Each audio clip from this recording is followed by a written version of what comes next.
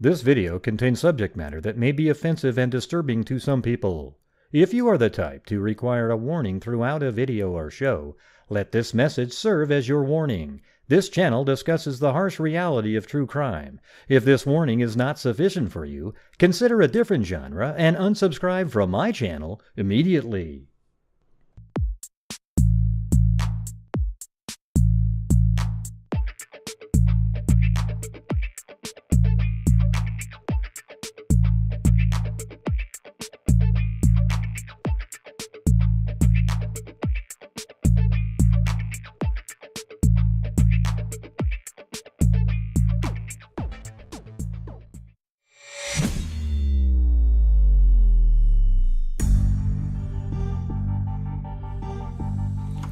Yo.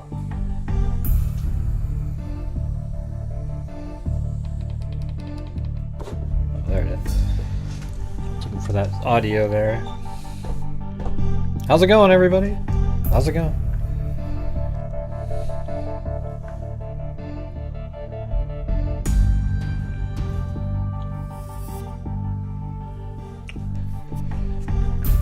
What is going on, freaks? Oh, look at, what is that? Oh yeah, the that's me turning off the dog camera isn't working right now, so that's not really.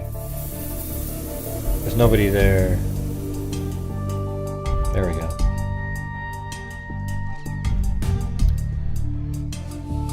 Nothing there. Ah, not too bad. Not too bad.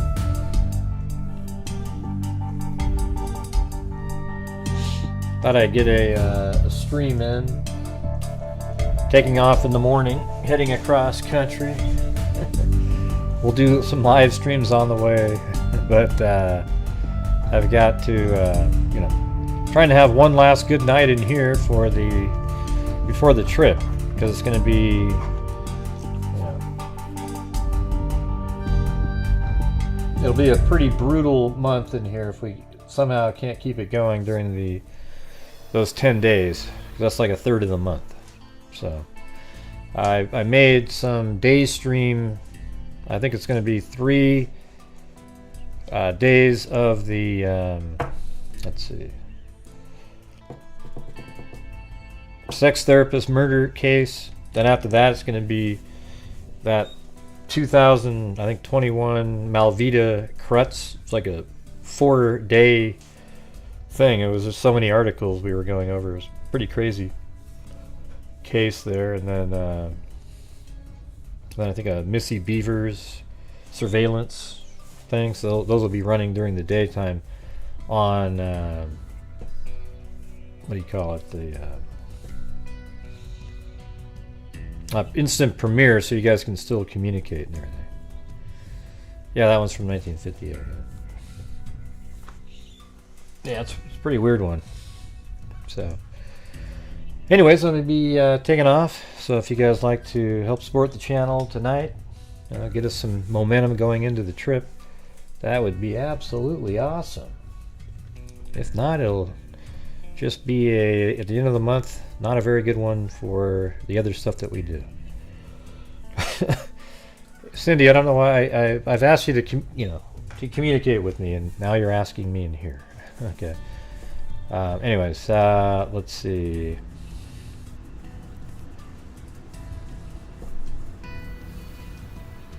Taking off at like 6 in the morning.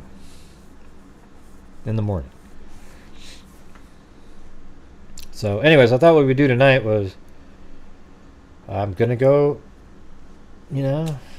on the road.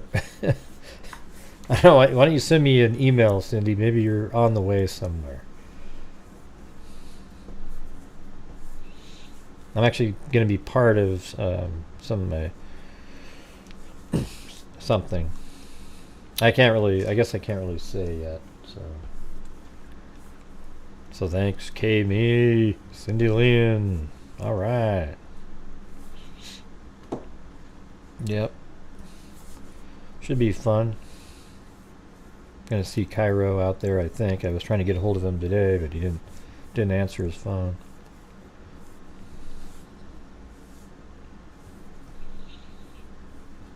Yeah, everybody gets hacked.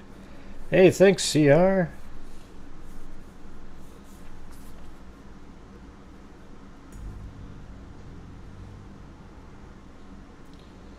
Yeah, so I mean, it's like a double whammy. First of all, the trip's going to cost, you know, like, I don't know, me probably $1,400, or not, well, yeah, something like that. And then we're not doing the shows, and at the end of the month, it's not going to be good. But I'm going to still be trying to do shows, man, whether it's on my cell phone or whatever. The gas part's the crazy one, but hey, thanks, American Lady. Circa then. Around that time.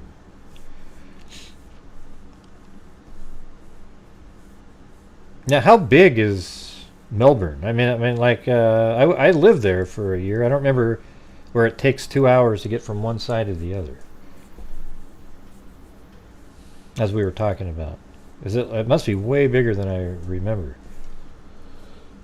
I mean, in Portland, you can drive from one end to the other maybe, well, I mean, if there was no traffic, you could do it in 25 minutes.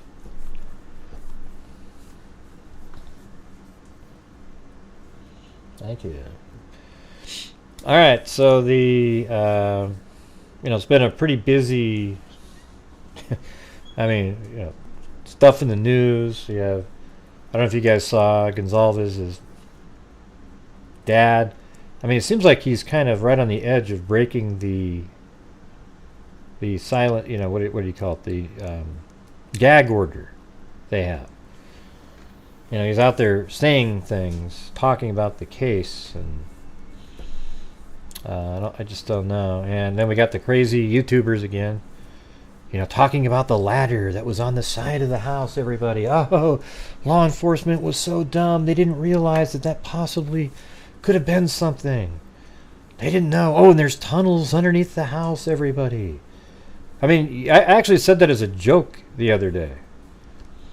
And now there's really people saying there's a tunnel that goes underneath the 1122 King Road address, because there's no way a house built up on a hill would not have a basement. And there's a whole bunch of tunnels in that town, therefore the tunnels must go underneath that house. I'm just spitballing here. Man, I don't know what's going on, you guys, but it's sick. Okay? It's absolutely...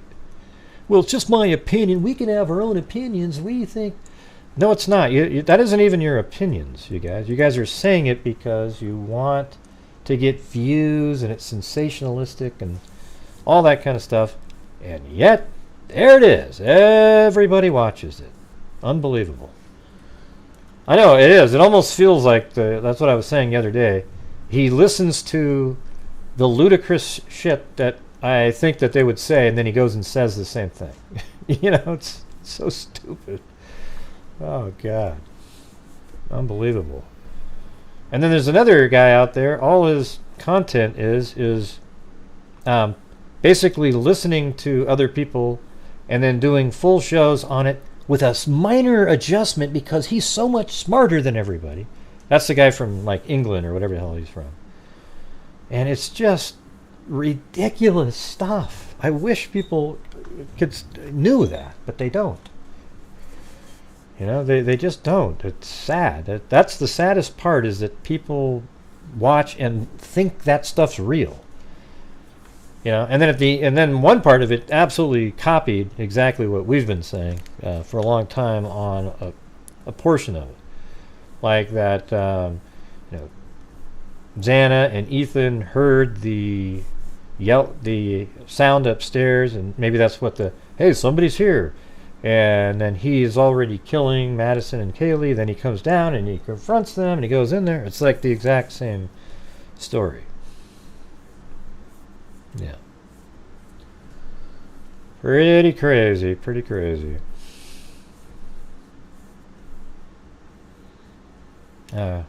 How do we get talking about footy? I was more of a Richmond Tigers fan when I was there, with Kevin Bartlett. Apparently there are tunnels all under the whole U.S. Oh yeah, there's tunnels everywhere. The weird part is if the one creator was trolling me And the weird part is the other idiot from England, he actually was like using that person's content and even put their face, the clown, on the screen. And then he started talking about the same thing. Now, it makes you wonder if, if that's all like intentional stuff.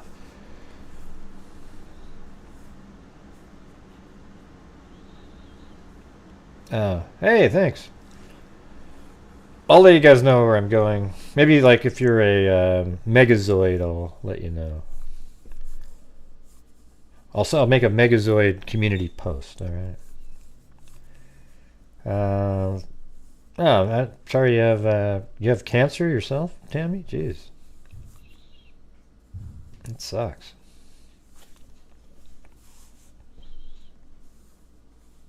Mm-hmm. Yeah, we might not ever know the details. Yeah, so today's show is going to go for another couple hours, and then I'm going to have to stop and sort of start loading, getting stuff, final, packing, I guess you call it. The worst part is the part that's stressful is just thinking, man, did I forget something? Yeah, something really important, That part's stressful.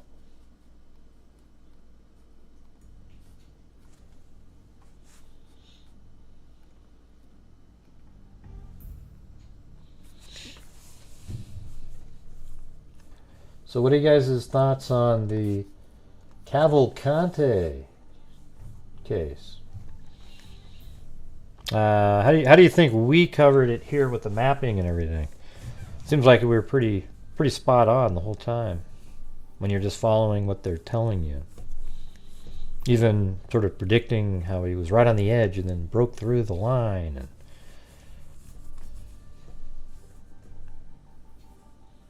And know what? Oh, your friend does? Okay. Well, sorry about your friend.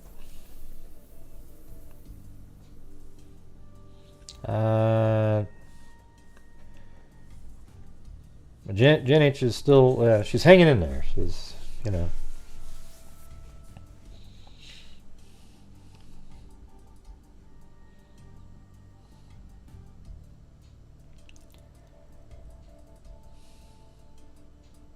That's Thursday now. Their friend has been dying. Yeah. Man, that's crappy news there.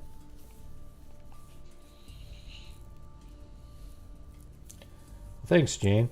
But what's weird is why isn't that coverage, the way we were doing it, as sort of valuable to people as just standing on a street corner filming the same thing over and over? Because it's there. Is that the part that, I mean, here's the thing. I think the people that were doing the live streaming, moving around, doing things were good.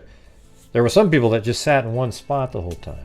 And I think that the live streaming people that were there provided a lot of comfort for the people living there, thinking, oh, wow, okay, there's people out and about. There's eyes on everything. We're safer. I think it gives you that feeling, Okay, it was your friend, Tammy, right? Okay.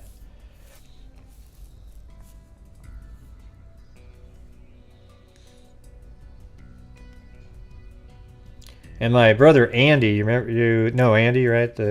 He was the one that had that cancer in his tongue, and then it all got. It was pretty amazing how it worked out. Where, his tongue burst at one point, and they put this thing up. Hold on a second.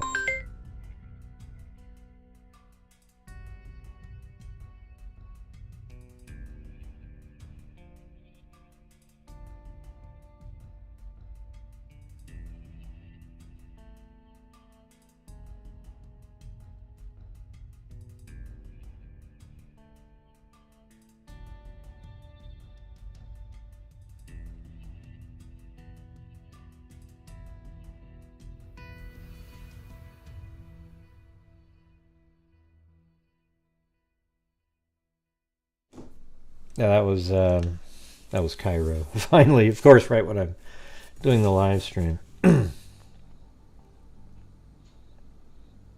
Yeah, so he had the cancer in his tongue because he chewed for a lot of years, and then they put this thing through his leg, and it went up into his tongue, and then it blocked the blood from coming out because it was just uncontrollable bleeding.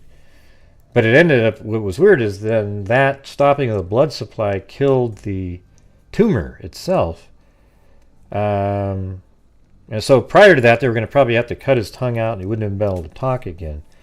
But it killed the tumor. And then it turned out that it was too late, and it had already started spreading around. So now he could still speak and everything, but they did all this extra chemo and radiation and all this stuff. And that one had a really sort of negative effect on his body. It just screwed up his spine, and all these different things were going on because of radiation and chemotherapy. So now he's in the hospital. He had to get surgery to free up his nerves in his back because some inflammation. He could barely even move his leg or anything. I don't know. It's just a bunch of shit. Yeah, it's just so hopefully that'll get it so he can move around again. But I guess there was some sort of a complication where when he woke up today, he couldn't move his other leg. So we're gonna have to see where the hell that goes. It's probably just swelling from the surgery. But I mean, if he could move it yesterday, then it has to be that it's swelling from the surgery itself.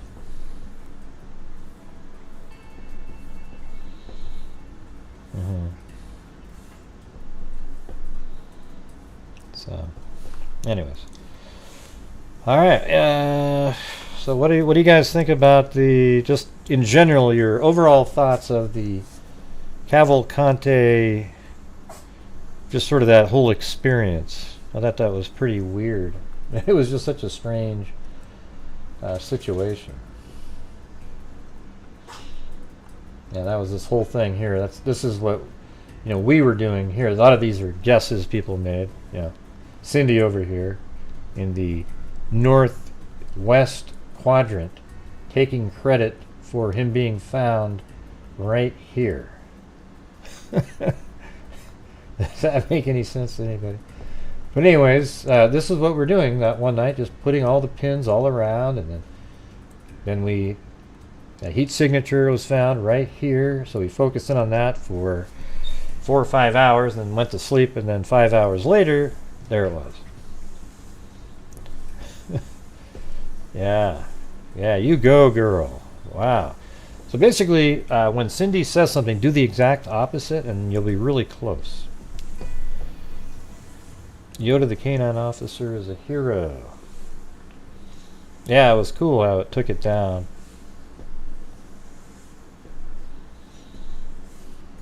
Yeah.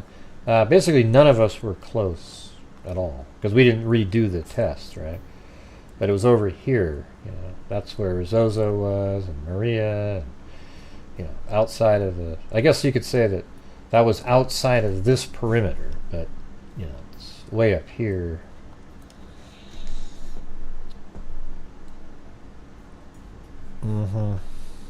Yeah.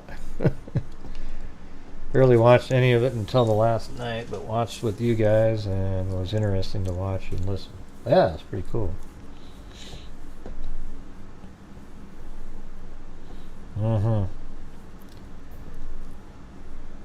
Yeah, right. Well, the whole thing about the tunnel. See, that's what I'm saying, everybody. Everyone wants there to be tunnels and things where these people go because it makes it so much more interesting. But you just got to ask yourself, how would he have known where the tunnels were? And, I mean, law enforcement knows where the tunnels are. It just doesn't make sense to me, those kinds of things. I mean, every once in a while you get something like that, but everybody wants those to be the reality. And it just isn't so, almost 99% of the time. So when I go, oh my God, the tunnels. I'll say this right now. It's literally a 100% certainty that there isn't a tunnel under 1122 King Road. Okay, so to discuss it as a possibility means that you are just an ignorant fool. Okay, it's absolutely something that has no chance of being a reality at all. Cut to the next scene. Brian Kohberger entered the scene. There's no chance. Okay. And to talk about it just means everybody should realize what you're really doing. You're just making content for the sake of content with no rhyme or reason whatsoever. Hey, thank you very much, Demona Viking. Came here to forget about my aggressive cancer. Didn't work that good, but that's okay. I love your honesty and non-conspiracy. Well, sorry to hear that, Demona. And you came here to forget it, and there I am talking about it. Sorry about that.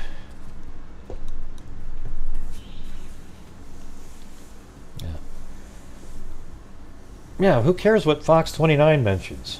You know, I mean, it's like, Fox, I don't know what that was, but Fox 29 during that turned into just a regular YouTube streaming.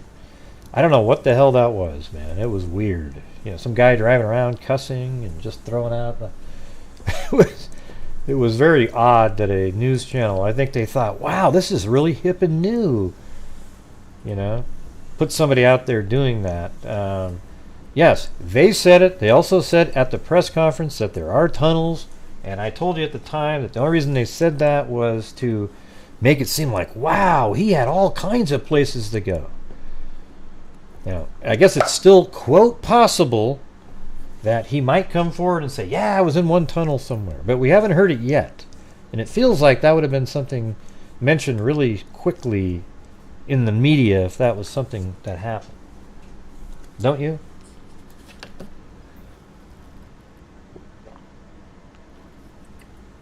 Yeah.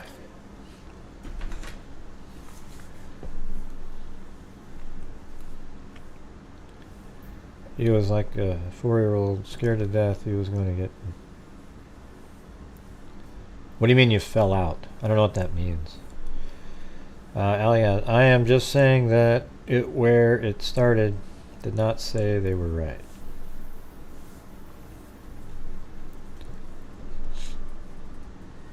Okay.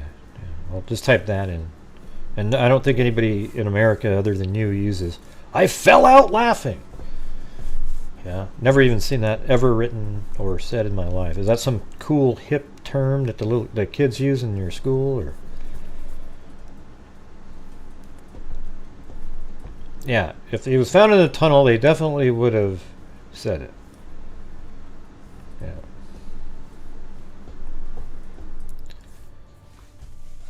Let's see. 80s slang. How about I think that was a 0-time slang.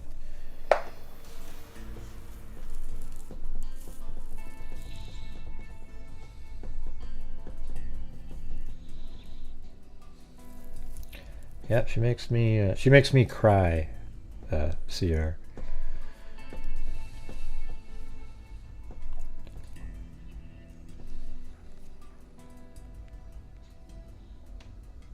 It'd have you weak. Oh, God. A friend from high school said she was splitting her guts when she meant she was laughing. Yeah.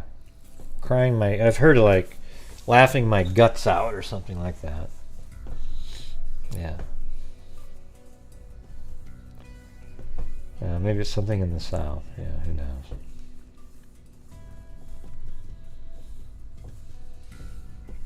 Yep, that's what we're like, Nicole.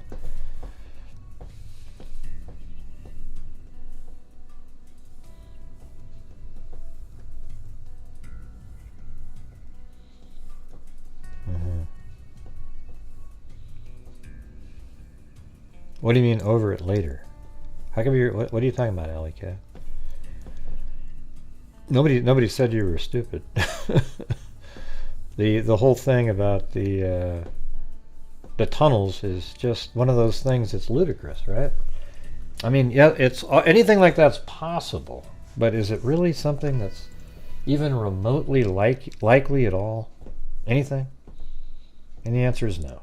right? It's just, and also now we've got literally a clown telling us that there's tunnels in Moscow, Idaho, and possibly one went underneath the house. Really?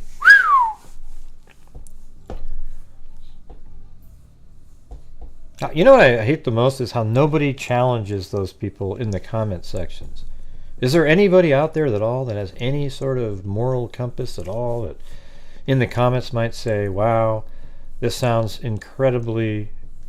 extremely unlikely to the point of absurdity? Okay?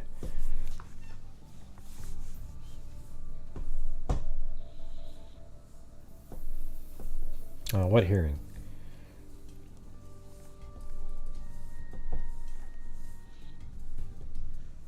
I watched the other hearing, the Murdaugh one from yesterday. Is there a different one today?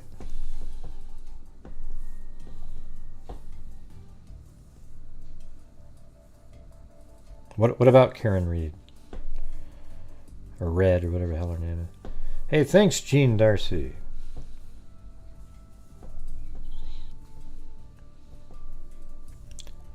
Never said she was, huh? What do you mean? Hi, LM never said she was. I can't even... Ooh, jeez. Is it live chat? I don't see LM in here.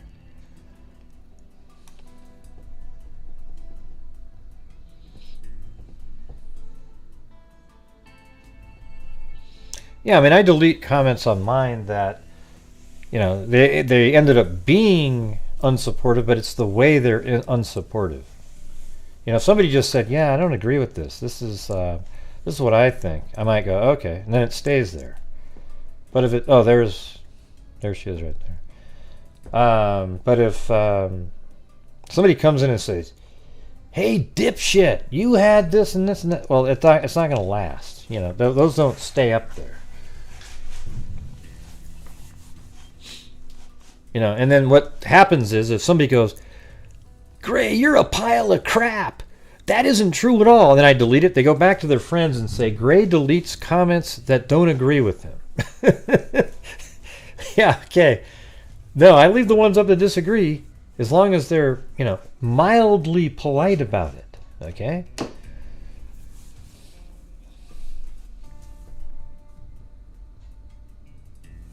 Yeah, I wasn't talking about Alley Cat.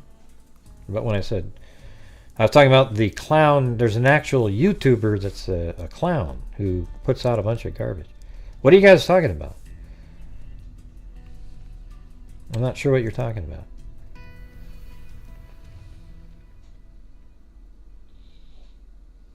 I'm confused.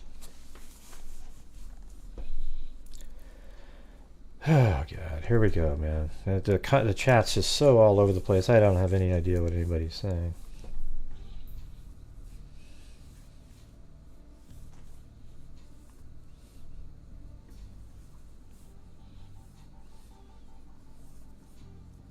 Yeah, but you should, if you make a comment that is belittling to the YouTuber themselves, you should expect it to be removed. And I would imagine, since you... Huh?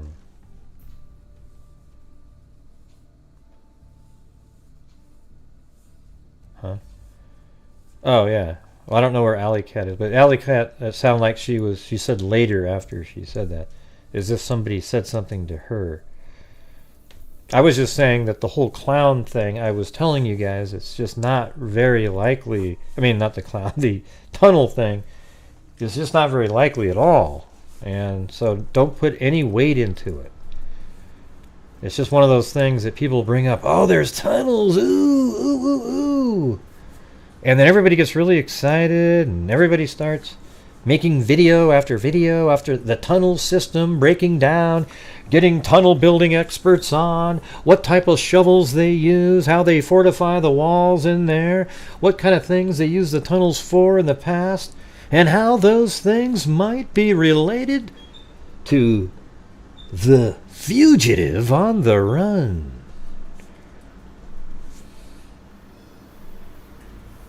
Yeah.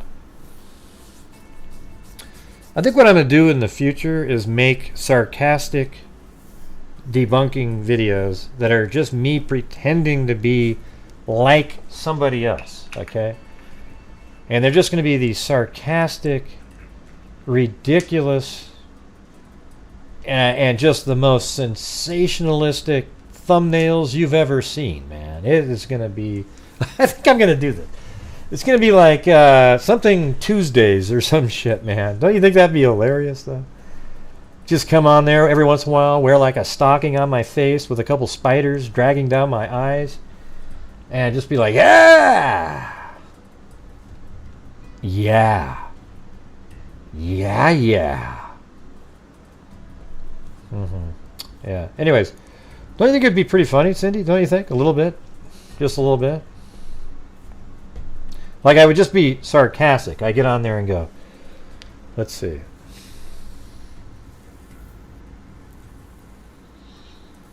I don't even know, man. It's too. I had a whole theory, like a whole sort of made up story in my mind, just to put it out there as a joke. So sadly, though, those guys would probably pick up on it and use it as a legitimate theory. Just spitballing, you know.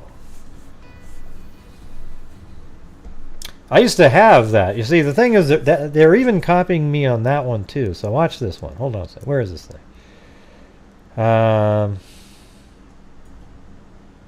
Is it that one?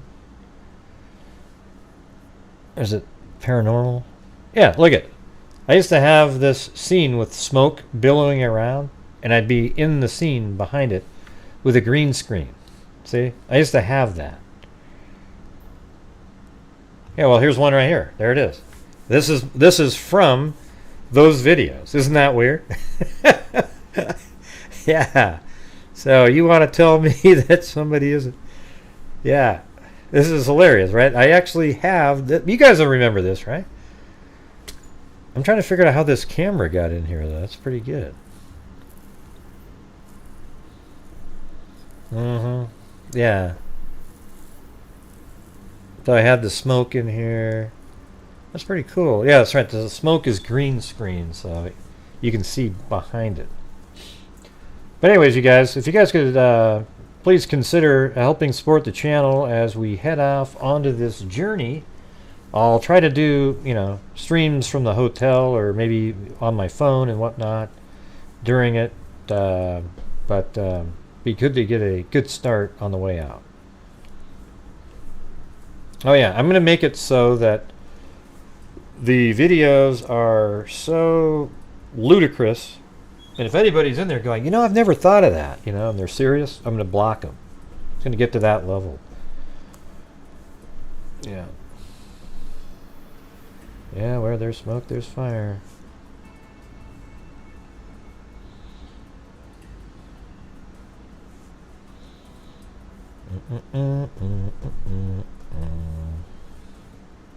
Yeah.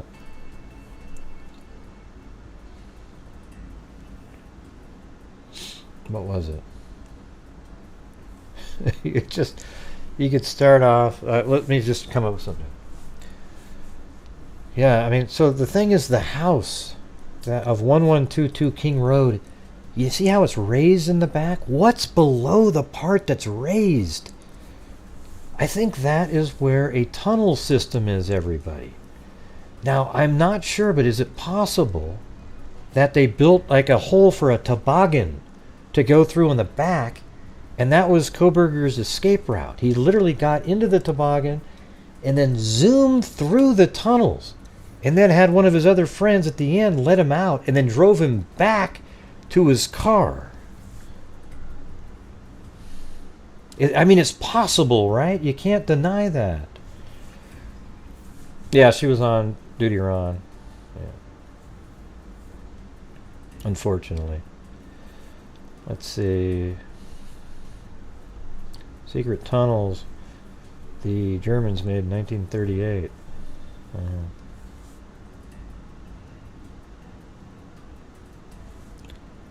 What? They dug the tunnel during all his visits and used it to make a clean getaway. Yeah, that's right. Yeah, there's a good one, Russell. I might have to throw that one in there. It's like this. Now, here's what we know. There was a tunnel system somewhere in Moscow, Idaho. Had the tunnel system reached 1122 King Road? We're not certain. But if it wasn't, and I'm just spitballing here, is it possible on the other 11 trips in the evening, the late evening ones, that Kohberger drove out with a pick and shovel and dug underneath the house and merged it with that tunnel so that he could get into the house on the night of the murders? And the one time he went during the day was just to sort of observe his handiwork in the daylight, right? Oh yeah, that's. And what he did was he'd wear like a hard hat and other things so that people couldn't tell who he really was when he was digging around in there. Nobody cared when they dug through there. Now, what he probably did, everybody, was there's a sewage line on the apartment complex at 500 Queen Road. He probably, when nobody was looking, lifted the grate and went down. And then by knocking on the wall, he could tell that he was near 1122 King Road. And that's when he broke into the tunnel system to get underneath the house. Unbelievable. That guy is... Whew. You want to hear something ridiculous that the England guy said? Listen to this, you guys. You won't believe this. Yeah, you guys have all seen the ladder that's outside Xana's window, kind of, that goes outside. He said, now, the person went up that ladder and they probably entered into Xana's room. And I'm just spitballing here, though. Went up into Xana's room, and that's where when the murders happened. See that red stuff on the outside? Yes, everybody, the police are so stupid they didn't check any of those things. Anyways, and then you know what the next statement was? So who's the guy that walked by?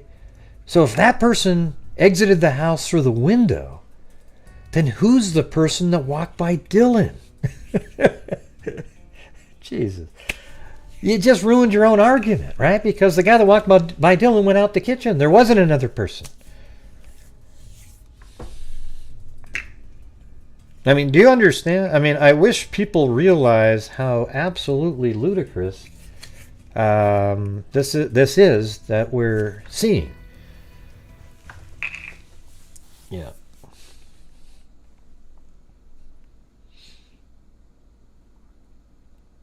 Well, there's just a ladder. What do you mean that was a fun show for us? The ladder to me was, who knows why it's there? Is it there because they were maybe going to put some Christmas lights up there the next day, or that same day maybe, because they went to sleep the night before? Who the hell knows, Law enforcement obviously looked at it, but they knew that the killer went out the sliding glass door. Oh, but they missed this other guy. They should have been testing. You know how many DNA samples are probably on that ladder? Mm-hmm. Yeah, they talk about, and they did, I don't know what they did.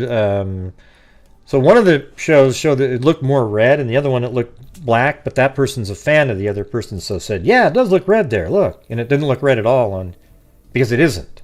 I've seen photos. It's not a red stain of any kind. And one thing they forgot to mention is how it looks the same to the left, too, but no mention of that. Like, why does it look like that over there? Yeah, it's pure insanity.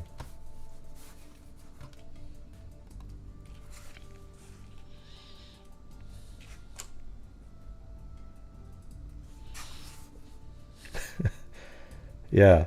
So this is I've had this set right here for 4 years, right?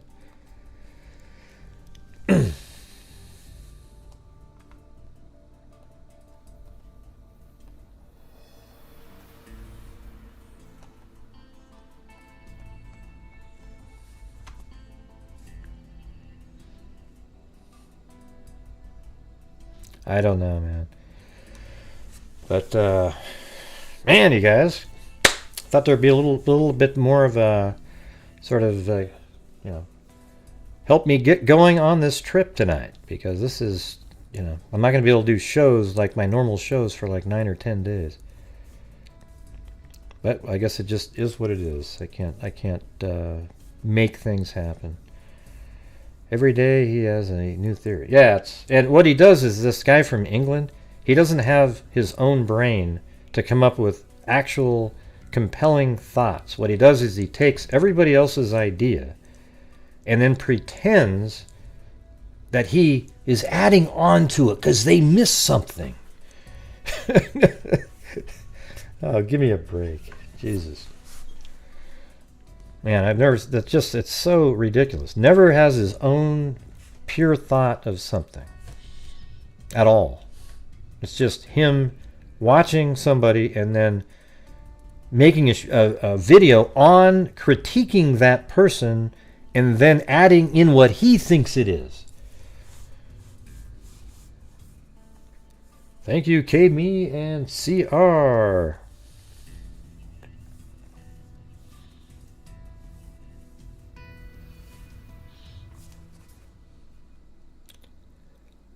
What is it? Yeah, I used to have booths. I've had 2 booths at CrimeCon. I'm just not doing it this year.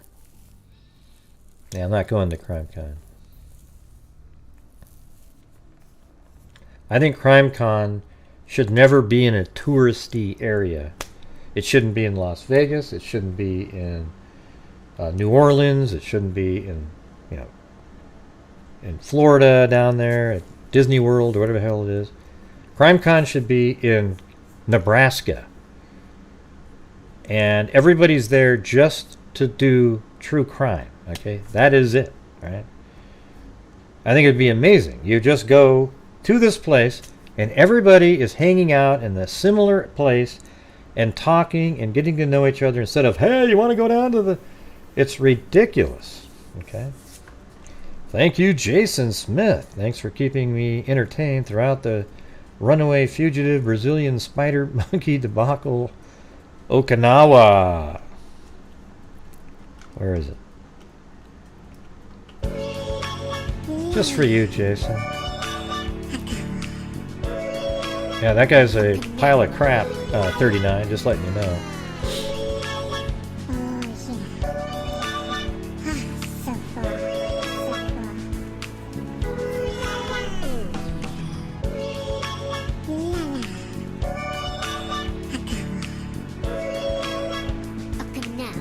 Okay, there it goes again. You heard it. You heard it.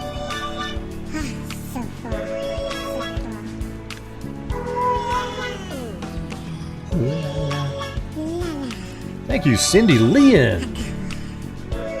K-Me gifted a membership. Who is the lucky freak this time? And it was Gene Darcy. Well, you used to be a member, didn't you? A long time ago. I am sick, blah. Or do you have COVID? I think I'm going to get the variant vaccine when I get back from this trip. Unless I catch it randomly. Yeah, no, he's almost unethical to what he's doing. Just takes everybody else's content, makes a 15-minute video, sort of restating exactly what the other person said, but acting like he's much wiser than those people, and then adds something else on it. I mean, I guess in a way it's sort of genius for not having to do a damn thing other than just sit in front of your camera, restate what somebody else stated, and then add a little bit of extra and pretend that there's some, and it's getting to the point where it's so ludicrous that I mean, the one that I saw today was so insane. I just... A non-tourist trap locale would be better for CrimeCon. Yeah, I mean, Vegas was ridiculous. I drove there. Getting there was a freaking nightmare. It was the Super Bowl draft. They blocked us one road. I drove through an intersection, got stuck in the middle of the intersection, and blocked all 4 lanes of traffic because they waved over here, and I went over here, and then I went over. It was a nightmare, and Chasing Truth was over there waiting for me to get there. It was pretty weird, really. It was fun once we got in the building, I guess. It's just you just don't need to be around all those people. I want to be around the true crime people when I go to CrimeCon, don't you? Do you really want to go to CrimeCon and then all of a sudden, oh yeah, you walk outside and there's just every single other person in the world? How about you have CrimeCon in, right in the middle of the United States, or Colorado sometimes, maybe, hell, where else would we? I mean, you could go to Oklahoma, Kansas. Hell, I actually think Kansas should be like where it is every year. Kansas or Missouri here. The helm of Dennis Rader, just right there, absolutely perfect. And what I would do is the Bible Belt right here. So this is right in the middle of the country. I would probably avoid South Dakota and North Dakota, but do like Nebraska, Kansas, Oklahoma, and then maybe Arkansas, Missouri, and Iowa right here. That's it. And then every year do the same place. That way it's a shorter trip for everybody else. It's not even that weird driving there. It's better. Don't you think? No. See, Boston's another place, like it's a big city and people would want to go downtown to go to the bars and everything like that. Just make it so that CrimeCon is about crime and everybody afterward eats in the same places and they go to the same places to drink and it's all CrimeCon people. It's way better. Get what I'm saying? Yeah. Let's see.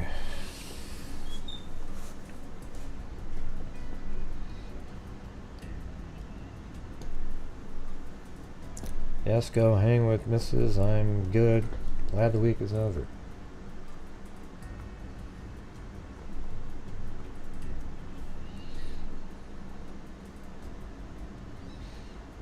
No, Cindy, it's just not really that fun to go out and you go to these places where there's 1,000 other people. I'd rather just keep talking to people about true crime.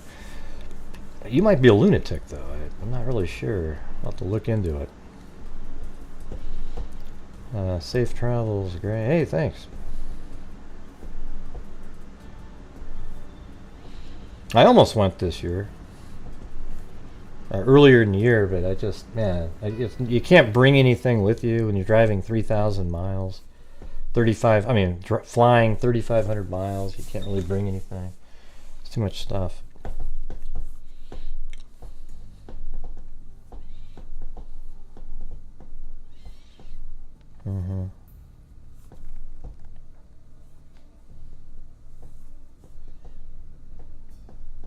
Right. Yeah, exactly.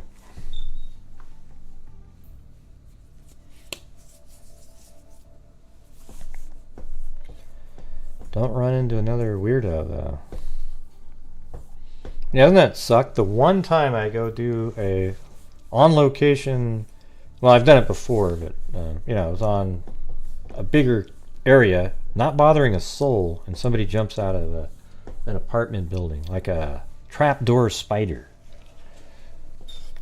Thanks, Allie79.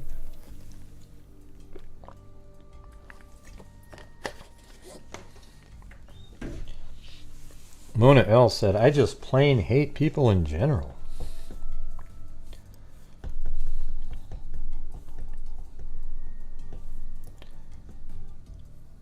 Yeah.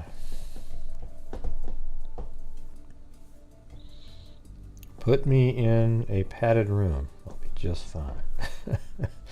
See? Cindy, you've got a lot of people joining you there. And I mean, Cindy J.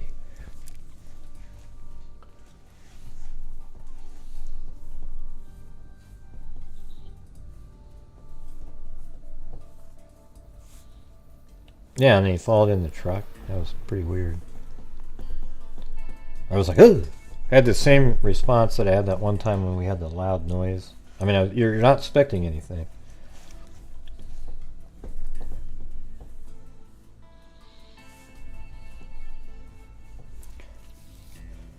Alright. Anything, you guys? Anything? Buying it. Put me in a padded room. I just plain hate people.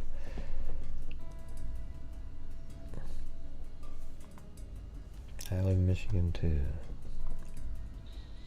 Yeah. Yeah, it's crazy. So Stephen Goncalves, he was on with Brian Etten, and he was talking about, hey, thank you, Christy Kazi.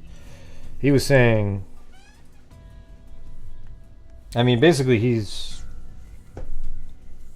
the way he talks, I mean, he too believes it was Brian Kohberger. And he wants the cameras to be in the courtroom. He weighed in on that. And he thinks, you know, the people should get to know, right?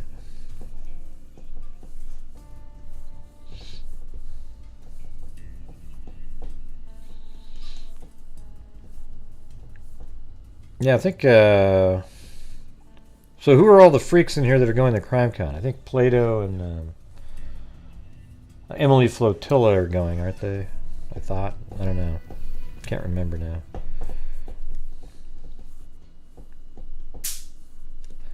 It also revealed that the coroner said Maddie died first.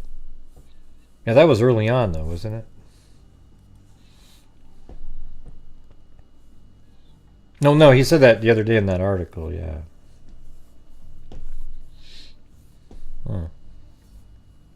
Oh, good, then I'm glad I'm not going, Cindy. Now, it would have been okay to meet LM. Well, it couldn't have just came out today, Cameron, because we talked about it 2 days ago. Yeah. Or yesterday. Yeah. See, the funny thing is, the stuff that we talked about yesterday came out in all these videos today, and I was thinking, man, I think I blew it. I should have made a video on that information yesterday.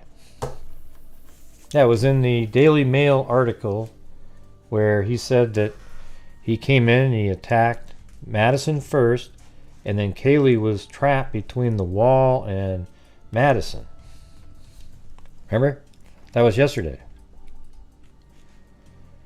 No, but he said it in the interview yesterday, Cameron. So it wasn't. It was confirmed in the article because he said that.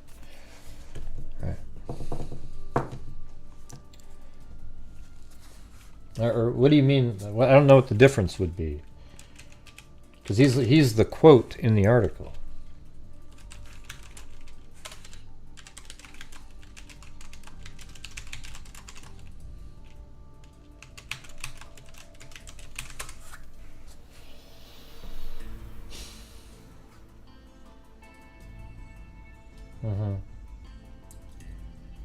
Right.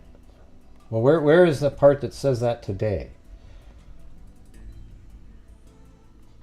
I see stuff from yesterday saying the same thing. Yeah, it's a bit, it is, but yeah, I don't think they would. I mean, that's a pretty specific. They're not going to invent that. They're like 85% accurate on, in my opinion, on just factual pieces of the case. But when they're quoting a whole long thing about like that, it's definitely not.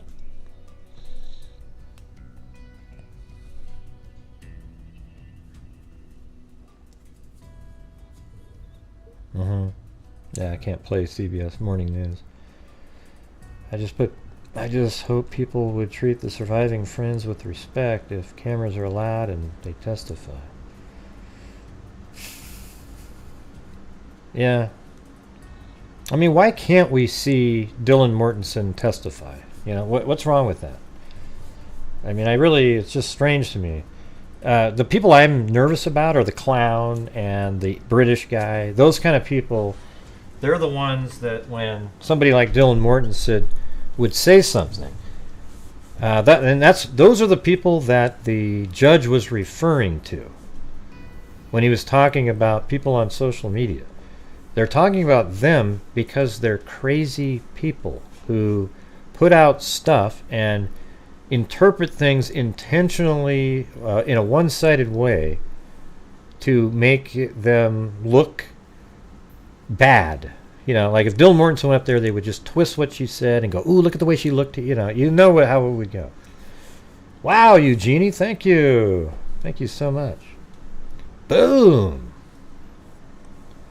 Not Corvalli, but Eugenie.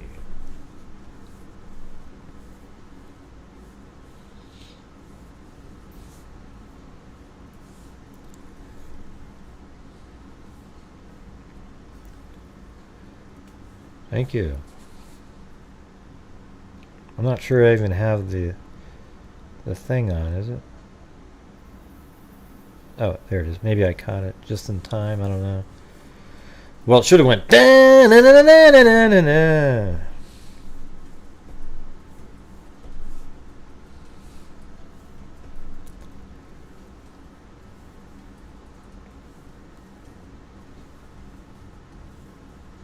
How do you know, Cameron? How do you know? When you say it was revealed, you're doing the same thing you did the last time. Okay? Just send me an email that has all of the information in it, and then I'll read it. You're just saying stuff that nobody can prove or anything. Yeah. The Goncalves family interview. Yeah. Okay. Send me the link to Gray, GRAYHUZE2 at gmail.com.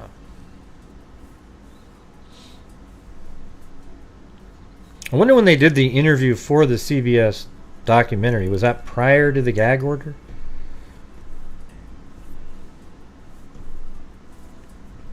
How about you send it to me and I'll play the audio from it? Okay? How about that? Let's do that.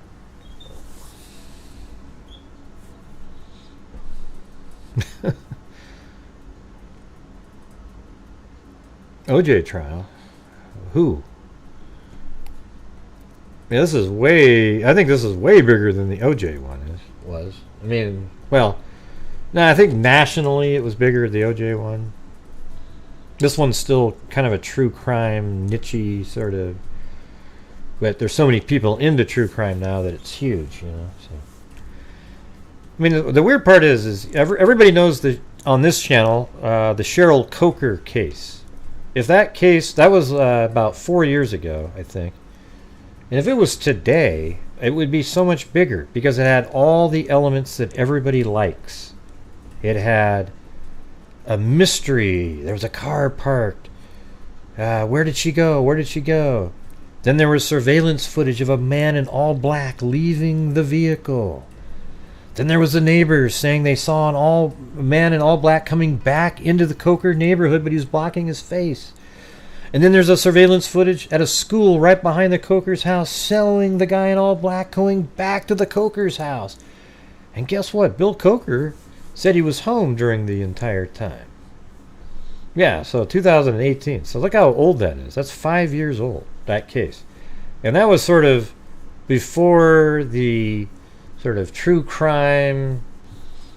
I'd say in the last year and a half, I almost want to say that Kylie Rodney's case sort of spurred all these other people to jump into the game, right? The whole genre.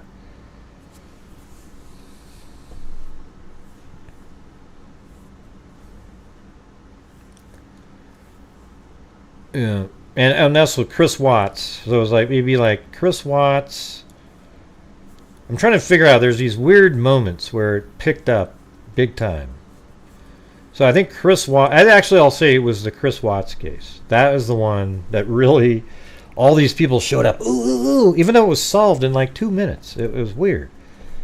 And then there's the, I guess you could say, then the next one would be Gabby Petito. That was really big social media.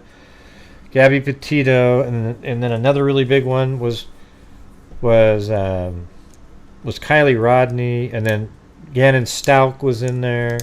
So there's just been a few of these really big ones that have brought way more people into it. Yeah, but those were just kind of big on television and stuff. The true crime wasn't really a big deal on social media until like 2000, in terms of YouTube, I guess is what I'm looking at. Like 2018, 19, 20, getting into those. Prior to that, 2008, I wouldn't even say 18 was in there. Delphi was going on, but nobody was doing live streaming back then. Too much anyways. Very few people at the beginning. It wasn't until 2018, 19 that people started doing live streaming regarding that.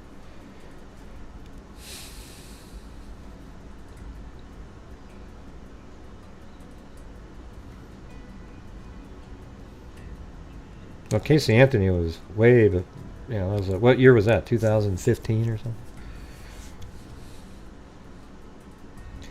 I know, that's the part that's bothersome, Zozo. And they get a really big crowd because dumb sells. Because it comes off as sensationalistic. They come up with the craziest things that have almost no chance of being reality. And then people go, wow, that is so interesting. I thought the same thing.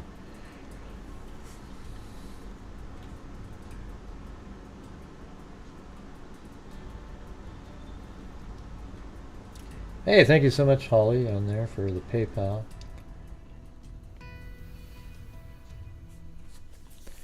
Thanks, Gwendolyn B. I first got into true crime because of The Railroad Killer and Angel Ramirez in 1999.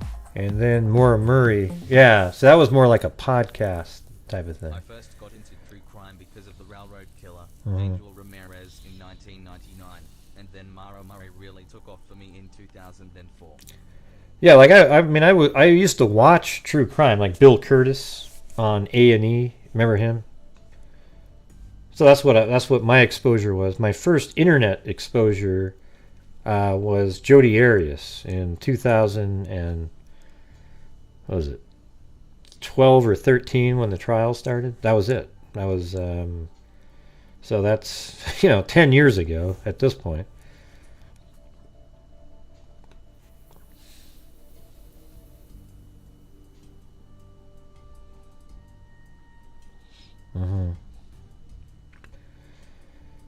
Let's see, Robert Richburg. Hey, thank you. Really been enjoying your Idaho 4 coverage, and Delphi as always. Keep up the great work, right? Hey, thank you. Yeah, I think I might head out. I might be going back out to Idaho maybe in October, hooking up with a couple of freaks out there and try to just kind of look around at where he may have gone in those 15 minutes of missing time. I wonder if law enforcement is kind of focused in on that too. Chewbacca? Oh, I'll be Chewbacca if you want me to. Really been enjoying your Idaho 4 coverage, and Delphi as always.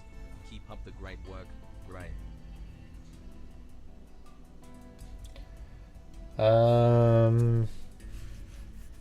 Can somebody put the join button up there for the Apple users? Isn't that the dumbest thing you've ever heard? That people with iPhones don't have a join button.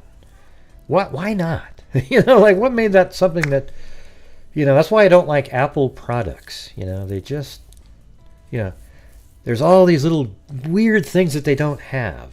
And you have to, even just software development. Most people make software for Android or PCs, Windows type of things, and you have all these little options. With Apple, it's really specific. That's one of the things I just don't like about it. Thanks, Gwendolyn B. The case I want to see solved now is Rachel Moore. Yeah. That would be a good one. Yeah, I can't stand Apple. I don't use Apple for anything. Zero.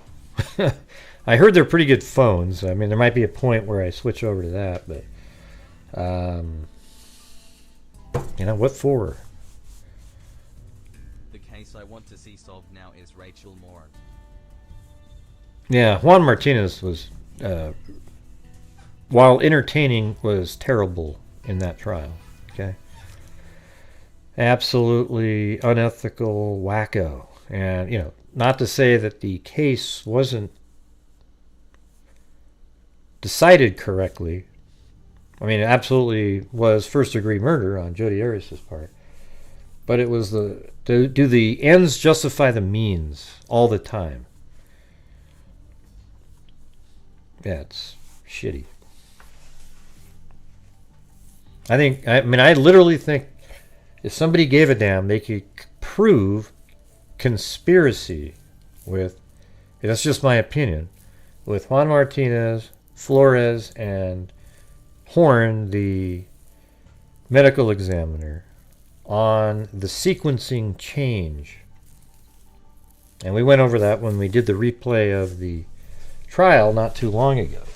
It's just really clear and obvious,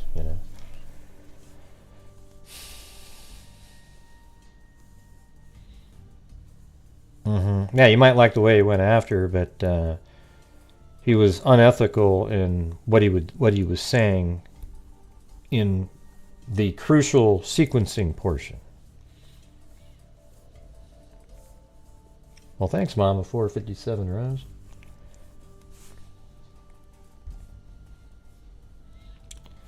And then when I bought a Samsung, Android wasn't my favorite. Came back to Apple. Yeah, well, good for you. Yeah. Yeah, I've read many true crime books. Helter Skelter is one of the best books. That's on Manson. I don't remember. I don't think I ever read it. Wasn't there a movie on that? Or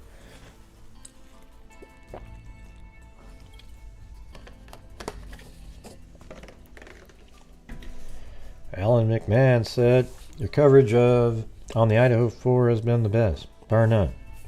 I'm astonished at some of these other true crime channels, and they're absolutely wild, unbelievable theory. I know, and they get rewarded for it, and that's the scary part. It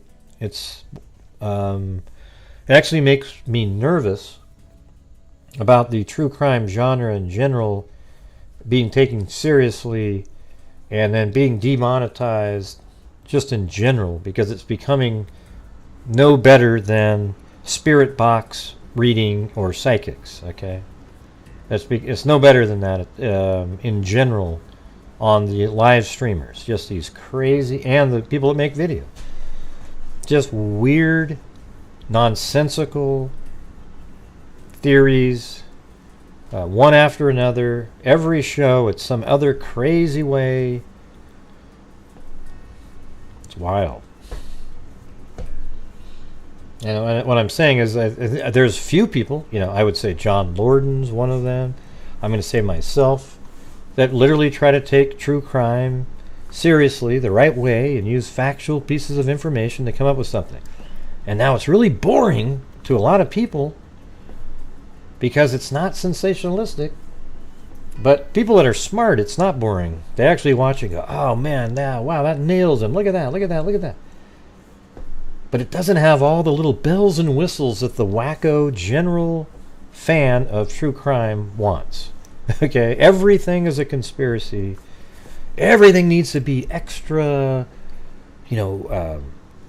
like, it just doesn't make sense, man. Something doesn't add up here. Yeah, two guys walk into a building. One's holding a gun. The window, the building is empty. There's a camera in there. It shows them walk into the building. Then the camera goes out, and then 1 second later, one of them's dead on the ground, and the person that originally had the gun has it still in his hand, and he exits the building. Something just doesn't add up here, man. No, it does. The guy with the gun, when he was in the building, he shot the person, and then he left. It's really weird. Yeah, it's just crystal clear stuff. It doesn't add up, though. Why did the camera go out right at that moment, though? Well, because it did. And he still is the guy with the gun. The building was empty. He went in there with the person, and then he shot the person, and then he exited the building, still holding the gun. Well, Gray, how do you know it wasn't beamed in there by an alien?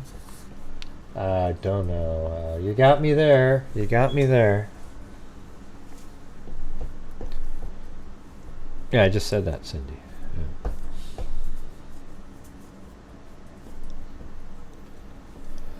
Big drive by the... So who did you send me the link to the video?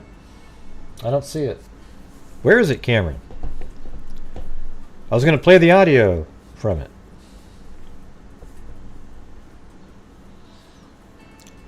Since your streams about Crystal Rogers' case, I listened to those interrogations a couple of times. Why didn't you think the other... What are you talking about? That guy was terrible. That's what I mean. That's why he sucked. You know, he did all the little classic tricks. He's talking to a freaking police officer, Jason, who was literally knew all the little crap, dumbass. He just went in there and went, okay, yeah, listen, Nick. It's not, we know who did this. We just want to know why. Can you tell us why? Jesus. Only an idiot would fall for something like that. Okay? I thought it was embarrassing.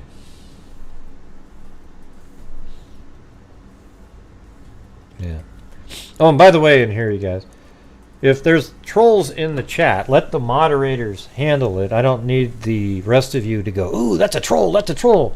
They can see the person, all right? Oh, I wanted you to send me the link of the audio that you're talking about so I can play the audio and we can listen to some of the stuff that the Goncalves has said on the documentary.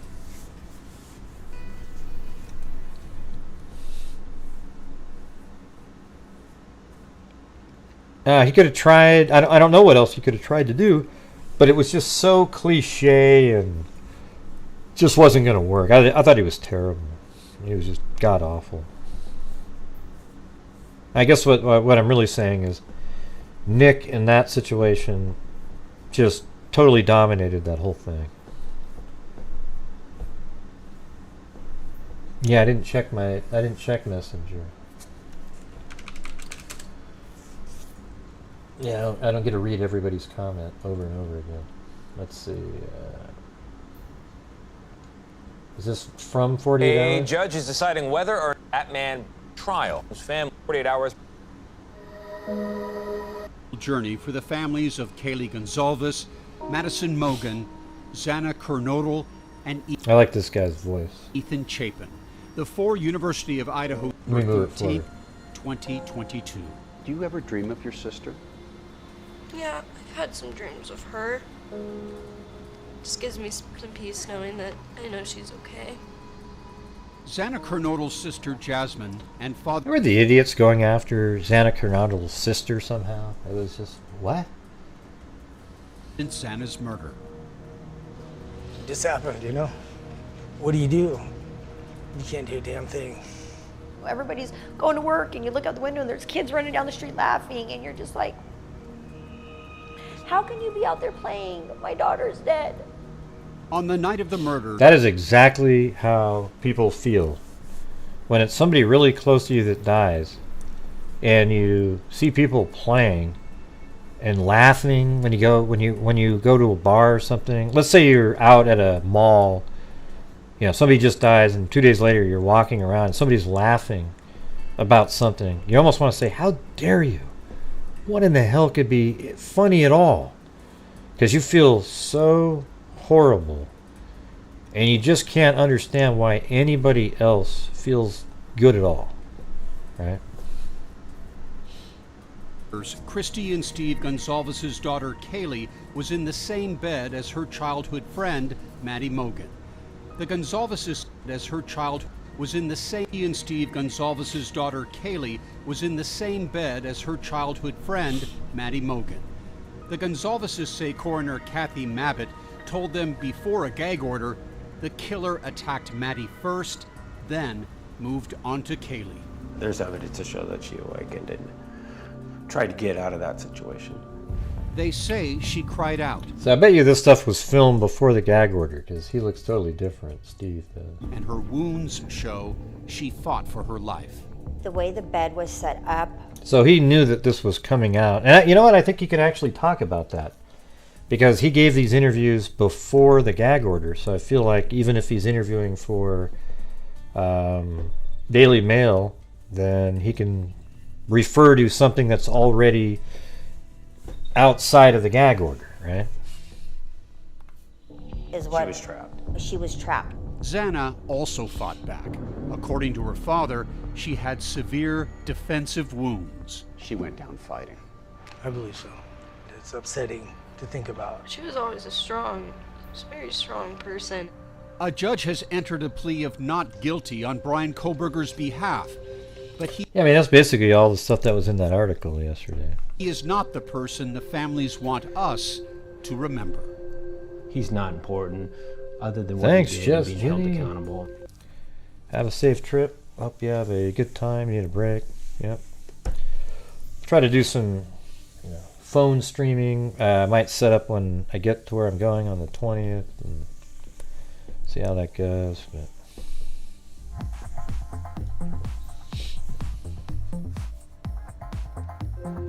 I'll be here to keep reminding people.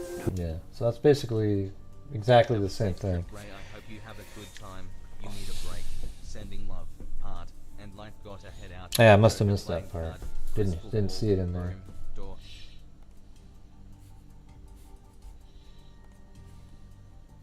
I didn't hear it played. A judge is Knowing that I know she's okay. Dream of your sister? Hours of November 13th, 2022. Do you ever dream of your sister? Yeah, I've had some Yeah, dreams of jeez, her. I listened to it again. Just gives me some peace knowing that I know she's okay.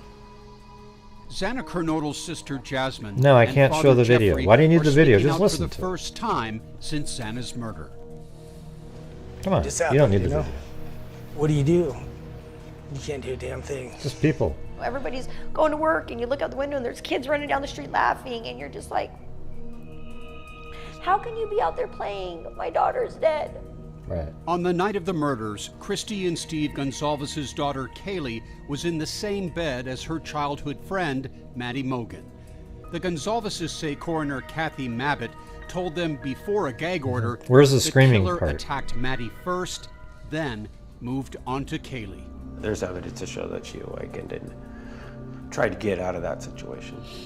They say she cried out. Oh, there it and her is. wounds show she fought for her life. So when they say she cried out. Well, who's they? And I mean, they is them, the Goncalveses. But where did they get that information from? Did the police say that on the same camera they can hear that? But why wouldn't they put that on the camera? That would be so specific. Well, here's the thing. Not on the camera. Why wouldn't they put down the probable cause is what I meant. So here's the thing. Is remember how they told you there was a bathroom? No, they didn't, Jason. They didn't, Jason. Quit interrupting, Jason, because almost every time you interrupt, you're incorrect. Yeah, so they didn't say anything about anybody screaming out in the probable cause document. So remember how they mentioned the bathroom between the Madison's room and the wall outside? And I think they're saying that because you can't hear anything on the camera related to Kaylee and Madison. Now, that could be that Dylan Mortensen heard a scream and has told police since then that, and then they told Steve that, but that's not on the probable cause document. So.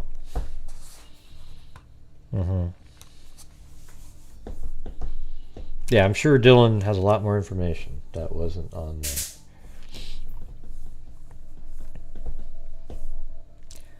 And the chat just went to a complete crawl.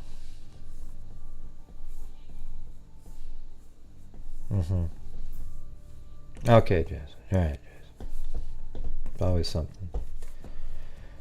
Let's see. So why isn't her crying out on the PC? Well, it's not because they couldn't hear it. So I don't know where Steve is getting it from. Might be from the only way that he would know that is if Dylan or Bethany Funk said that they heard somebody screaming out. That's it. And remember the part the other day when I told you, when we rethought through this, and I told you that the part where Dylan says that she heard Kaylee, what she thought was Kaylee playing with the dog. I bet you anything that that's what they would do all the time. It's like, oh yeah, and be like some screaming sound, playing with the dog and stuff like that. You know, the dog's jumping around, playing, screaming, hey, you know, come here. And there's sounds, and maybe that's how Dylan interpreted it. And I think that's the moment where the attack happened upstairs. I told you guys, and I think it's more like 4:10. She said it was 4 o'clock, and then around 4 o'clock she heard what she thought was Kaylee playing with the dog upstairs. Well, I think it was 4:10, which is close to 4 o'clock. And she's up there being attacked by Kohberger up in Madison's room. And she could hear the sounds up there, and that's sort of how she interpreted it. But she must have felt like it was a little bit more because she kept opening her door and sort of listening and stuff like that.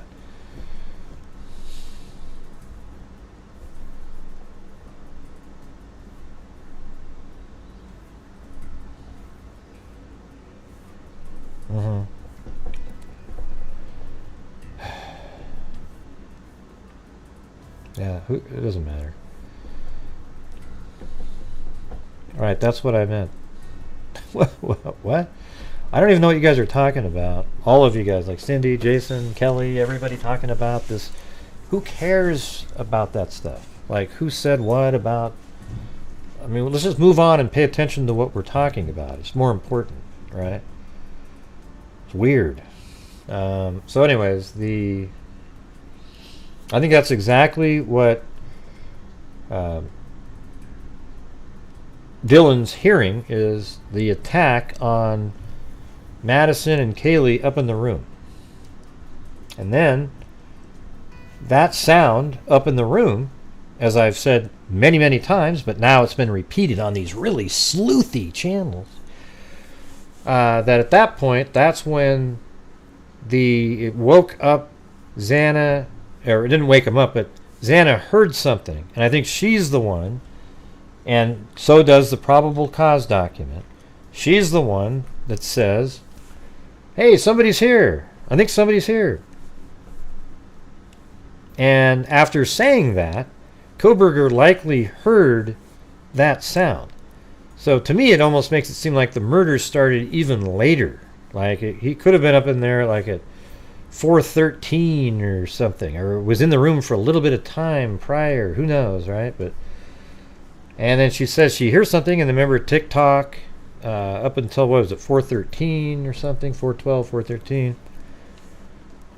And then maybe, just like I have in the video, Ethan comes around and then sees this guy coming down the stairs. Who knows? And it leads to them both being attacked in Xana's room.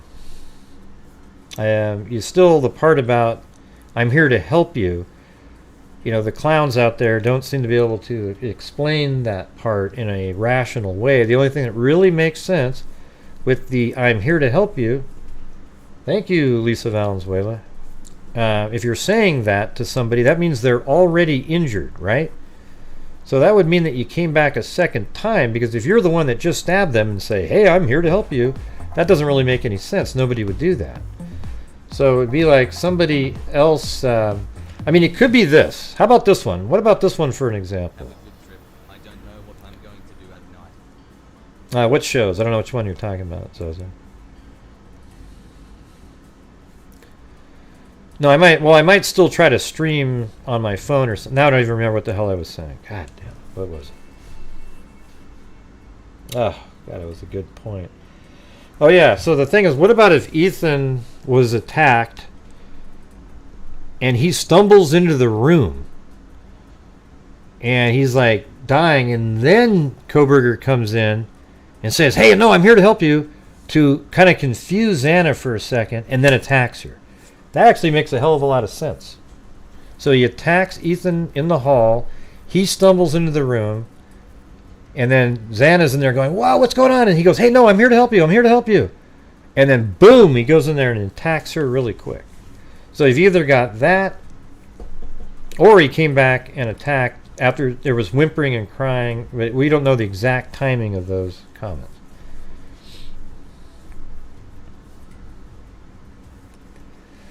All right, you guys, one more attempt at the fundraiser part of the night. If you guys would help support the channel, going to be heading out on the road, heading out east. I'd appreciate it. Thank you guys very much.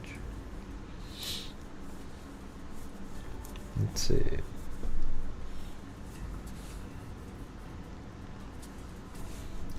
Doom, doom, doom, doom, doom, doom, doom, doom, doom. That guy is extremely creepy to say and do those things.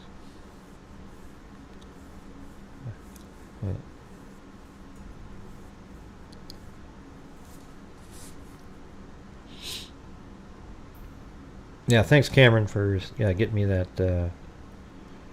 I'm going east. I'm going east. Well, I might put it up on top of the screen, but I can show you what it's at. It's not even at the minimum goal.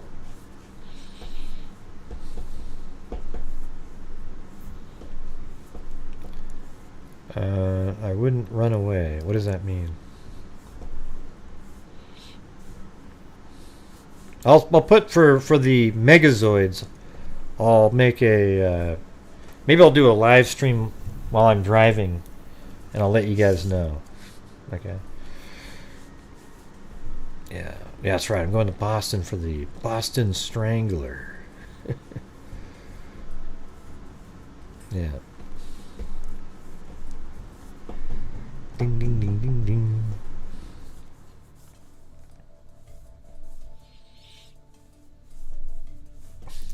Yeah, maybe. Yeah. Who knows? Probably not, Cindy. I strongly doubt it. Let's see, the horror of it all, those poor young people. A real-life horror movie. Yep. That's not really, I just don't, I'm not really, here's a theory that I have, you guys. This might sound paranoid, but I actually think it's very, very, very possible. Like when I just went to Idaho there, everything was running smoothly, but it was on that second day when people knew I was there, and the person who released the surveillance footage himself is the person that came out and attacked me. And I wouldn't be surprised at all if there was somebody out there that knows, because there's a person on YouTube that actually knows who that person is and got the footage from him and then said, oh, Gray's out there. Gray's right out there. He's, because I was doing a live stream, and let that person know, because it was just out of nowhere. I think that is exactly how that happened. So I'd rather just go wherever the hell I want to go without really anybody, Hey, all right, Tracy Seamer.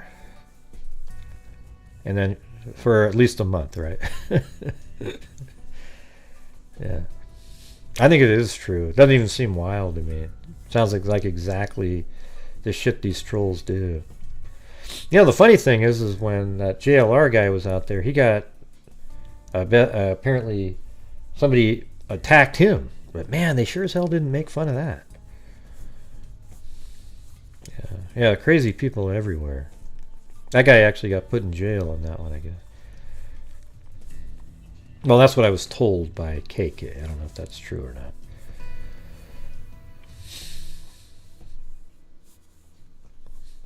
Oh, you're not prying. I'm just not really pumped to put it out there, I guess.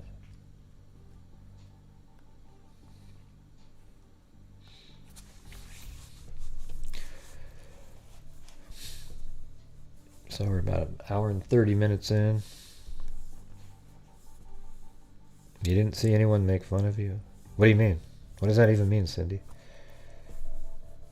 It was all over the place. Are you kidding me? God.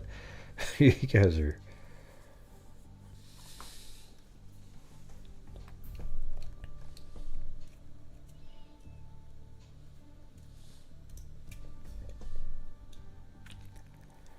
So I would have probably been killed myself because I wouldn't have.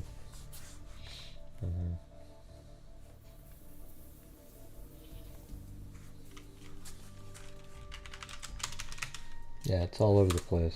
People took the clips out and said, "Oh, look, he's always making fun of the people that are harassing people." Like, they're comparing me to Bullhorn Betty and those types because of what the person said to me, when I wasn't even close to that. I was just showing you guys where a surveillance camera was located that was pointing into a apartment parking lot. There was no harassing going on.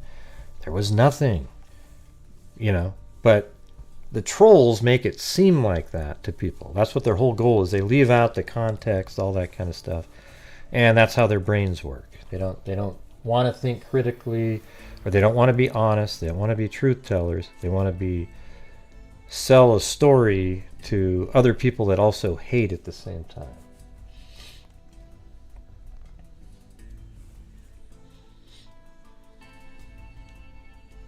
Yeah, I did absolutely nothing wrong. I would do it again. It was nothing. It's ridiculous. And as a matter of fact, the police said I did nothing wrong, and had he touched me, they would have arrested that guy. But he didn't, so. Yeah, did absolutely nothing wrong.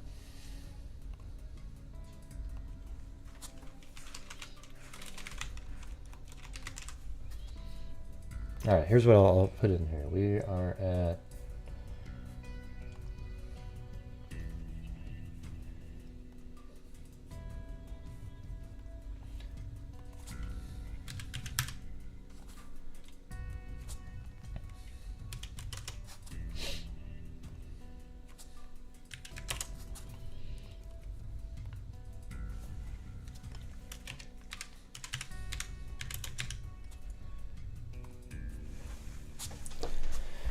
I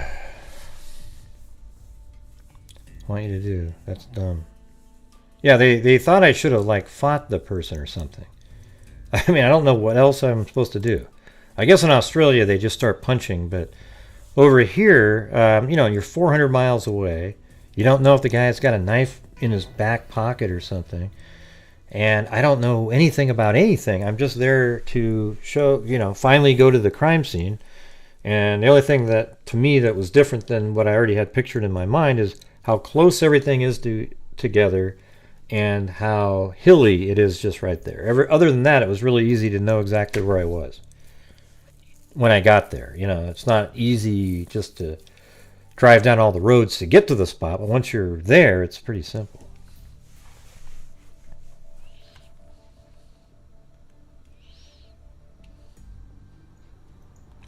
So there he goes at the top of the screen there. The little hybrid. I made the goal higher now because we were right at just 234 just going into this. All right? So there you go. That's what the goal is.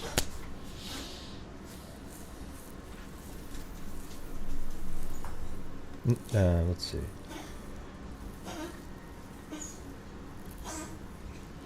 That's crazy and very bad advice. Yeah, I was just trying to calm him down. He was way out of control for the situation. And that's just the truth. It isn't some kind of, well, that's your opinion. Okay, I get being upset that people have been coming around, filming and videotaping. But of all the people, I do the case the right way. I feel like I do anyways. I used the factual information in there. When I went there, I was polite to everybody. I let them, I just kind of got out of their way and, didn't really talk to a soul when I was in that area other than the security guard there. And that's it, man. And then somebody jumped out.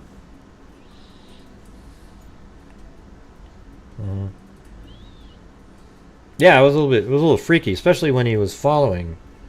It was strange, though, as I wasn't really freaked out as much as I thought, I was thinking I would be.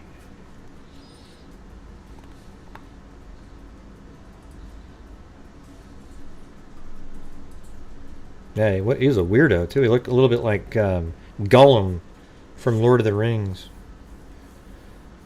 Yeah.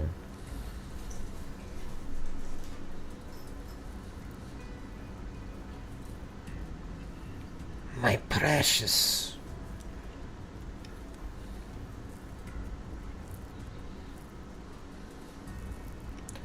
Thanks, American lady. Yeah, Cindy's up there wanting me to put the goal up there, but I haven't seen any wave coming from you, Cindy J. He went for your... I know, he came out and he said, give me your phone immediately, and I said, you're not going to get my phone. Yeah.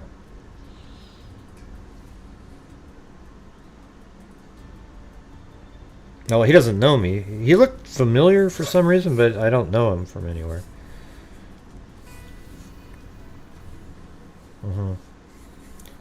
Thanks, American lady. Going for the freak wave. So in the Kohberger case, the biggest things that he's trying to get done is get the DNA evidence thrown out somehow, and if they can do that, and then it's like, well, all the information that was obtained because of the DNA gets thrown out, and that's where the problem is. So but that's not really it was really interesting going over that for those of anybody out there that was paying attention. It was pretty cool. Thanks, Mama 457 Rose. Walking by in all black with white clown face, jumped about a foot in the air, but I guess that's what he wanted. Oh, that'd be creepy. Thanks, Cindy J and Daphne, riding the wave.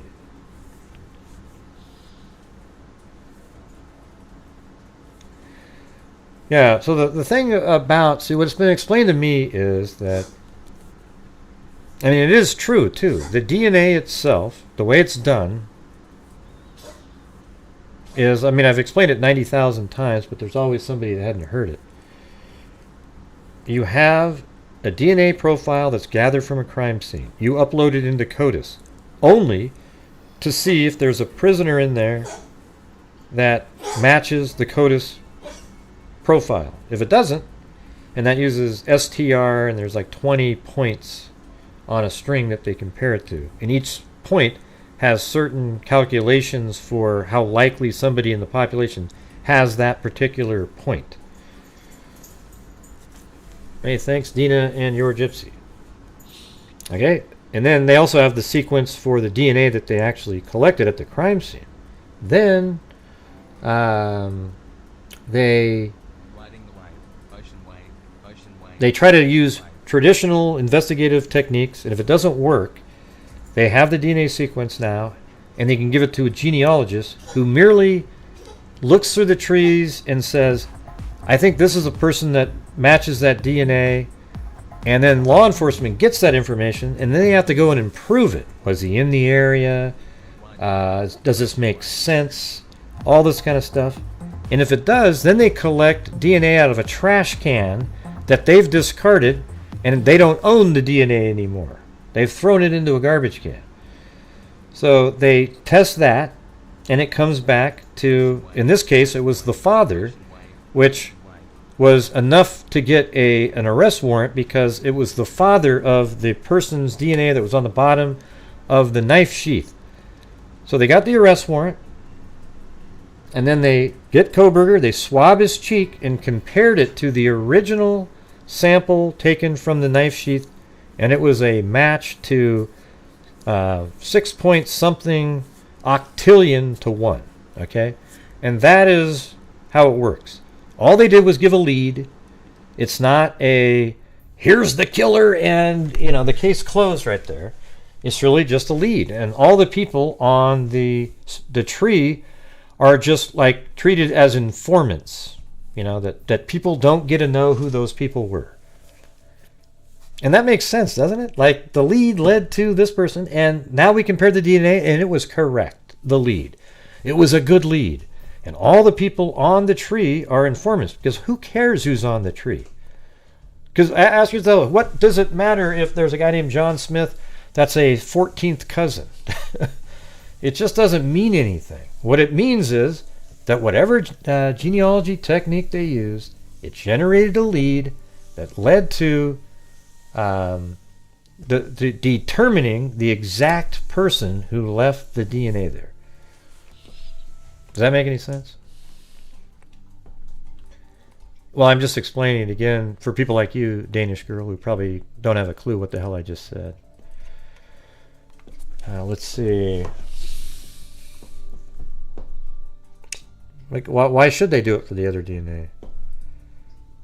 The other DNA probably wasn't in... If there was other DNA on the knife sheath, sure. But they probably just found DNA like on a doorknob and things like that. And that doesn't directly point to somebody. So that's more of a fishing expedition at that point. Yeah, that's what I keep saying, but why don't they just retest? But I think how they did it is the standard process, other than if maybe they used sort of an untraditional, sort of unaccepted in the practice technique of using the I forgot the name of that one. There's family tree DNA and GEDmatch, and then the man, the other one's not popping into my head for some reason.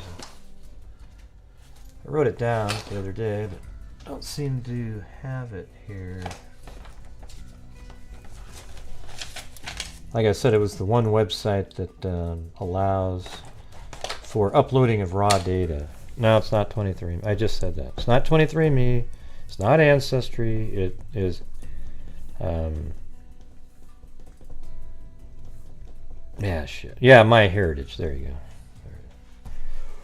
Yeah, MyHeritage allows you to upload raw data, and that's a problem.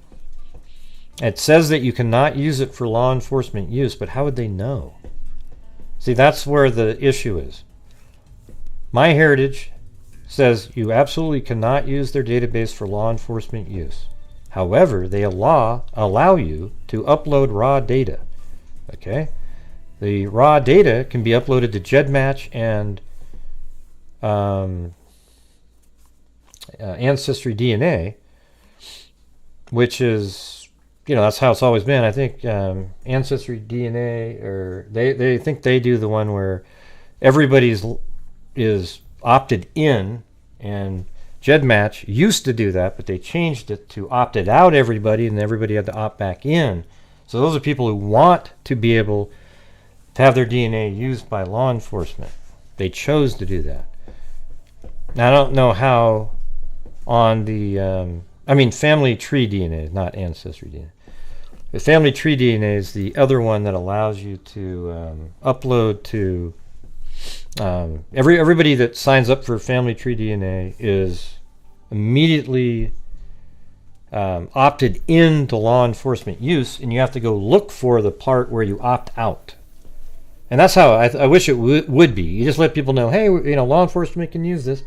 Okay, cool, That's how it should be, where you opt out of it. Now, people might think, well, you shouldn't. You should have to opt in. Well, man, that's just, God, it makes it such a hard step to get to that point. That's why GEDmatch's DNA list hasn't gone back up very much, because people literally had to go on and think about it. Oh, okay, yeah, let me log in, and they made it really easy. There's this little police officer thing that you check on. And by the way, thank you up there very much to Eugenie, Tania Animus, Your Gypsy, Dina, Daphne, Cindy J, Mama 457 Rose, and American Lady.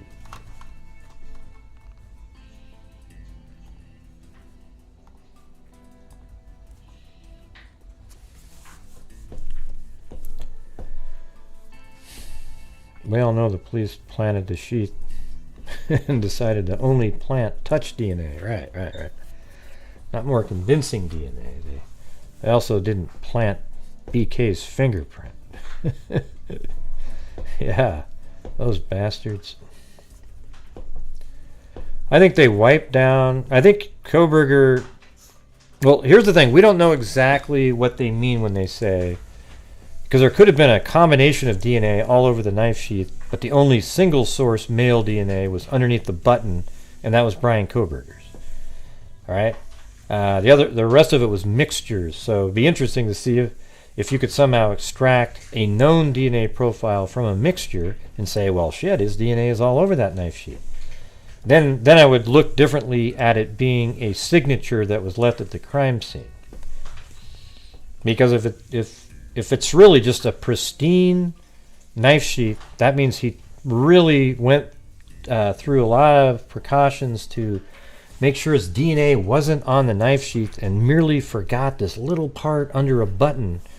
And to me, that would mean that he left it there intentionally, and that's why he took so much care, because he wanted to leave it as a signature, and he was going to become the Kohberger, the campus, let's see.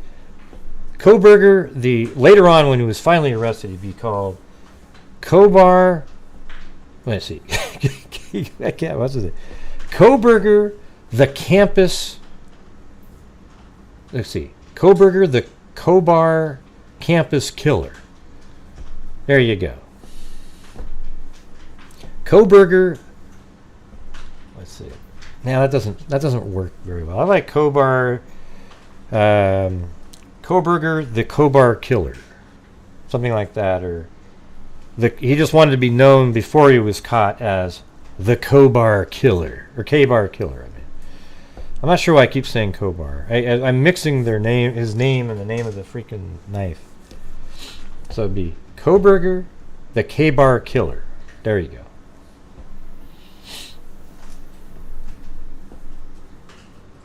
Yeah, that's what I've always said, Cameron. I already said that. I've said that like a million times. I just forgot to. But the thing is I want to put the word campus in there too. Maybe he's going to start killing people on campuses. Yeah, I know it's K-bar, everybody. I've said it 100 times. I'm just my brain. I'm in sort of the mood, the thing when you try to say, try to say Kohberger and K-bar 5 times fast. I mean, it's like I was saying it too many times. Well, that's what Cavalcante said.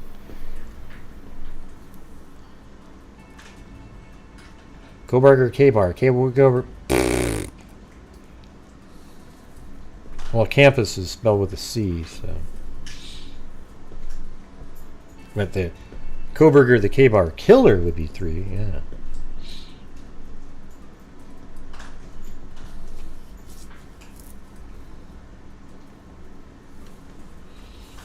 Mm-hmm.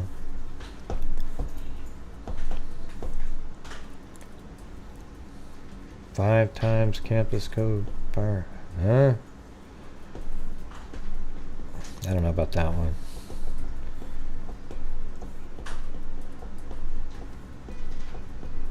Let's see. Campus Kohberger killer, campus Kohberger killer, campus Kohberger killer, campus Kohberger killer, campus Kohberger killer. I could do that one. But it's saying Kohberger and K-bar. That's tough. Kohberger, K-bar. Kohberger, K-bar. Say Kohberger, K-bar 5 times fast. It stops like for me after one or two at the best. Hyoid bone. There you go. Hyoid bone. Hyoid bone. Yeah, if you look at it like that, you can do it. But if you just try to say it without looking at it. Hyoid bone. Hyoid bone. Hyoid bone.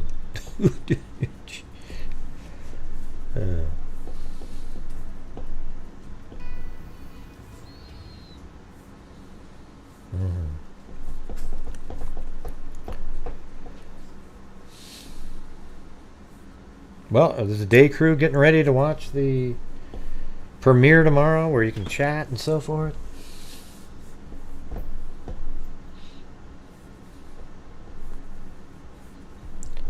It is Friday night and Gray's crowd is great. Good to join in tonight. That's not too bad. Not too bad. Yep, tomorrow, yeah. I'm not going to be around. They're all scheduled. Let's see. Let me tell you what the schedule is here.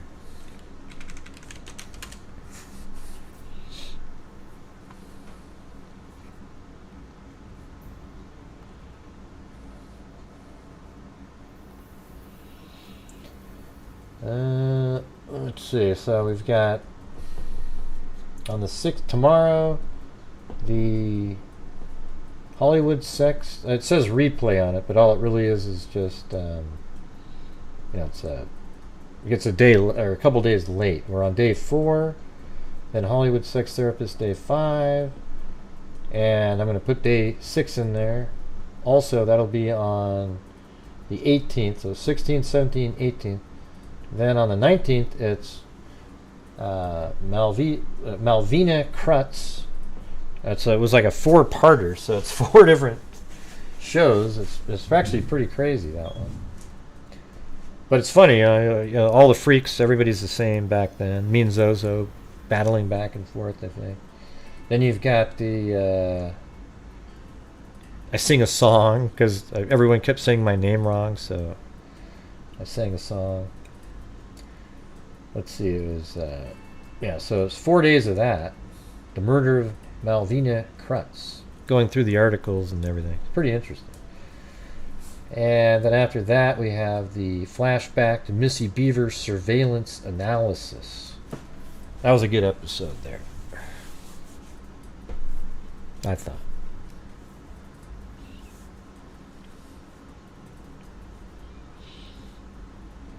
To the Ancient Alien presentation. Oh, Ancient Aliens. That show, Ancient Aliens? Oh boy.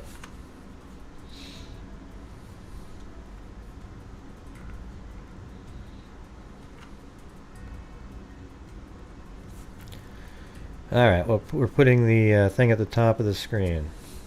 We've got the goal up there. Will we hit it? If we hit the goal, I'll donate 5 more memberships again. Just like last night.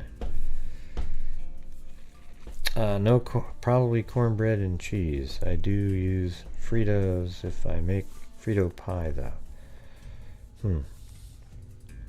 Yeah, Mag actually explained to me what was in her chicken dish. Sounded pretty good.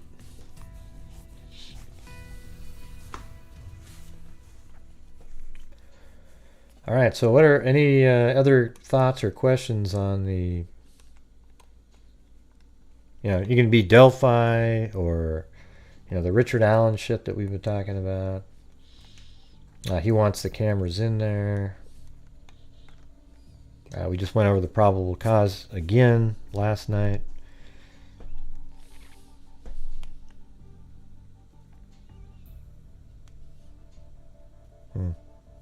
Oh, really?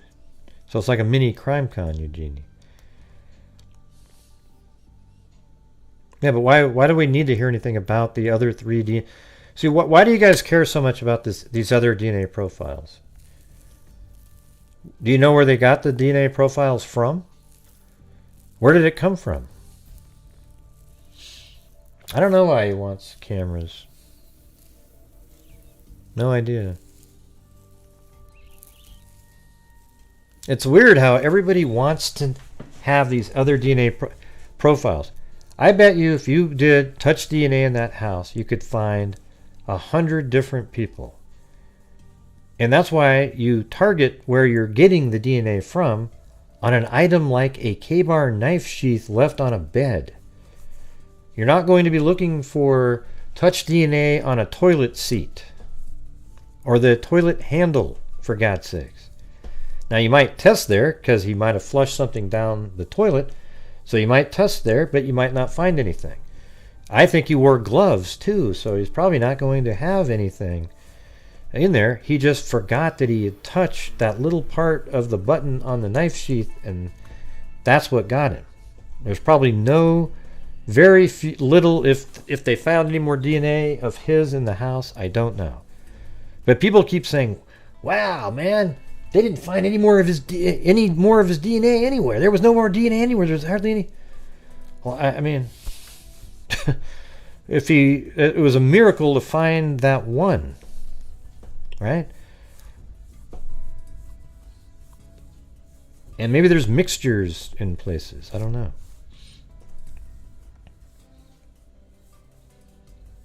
No, they just dug through the trash at the parents' house.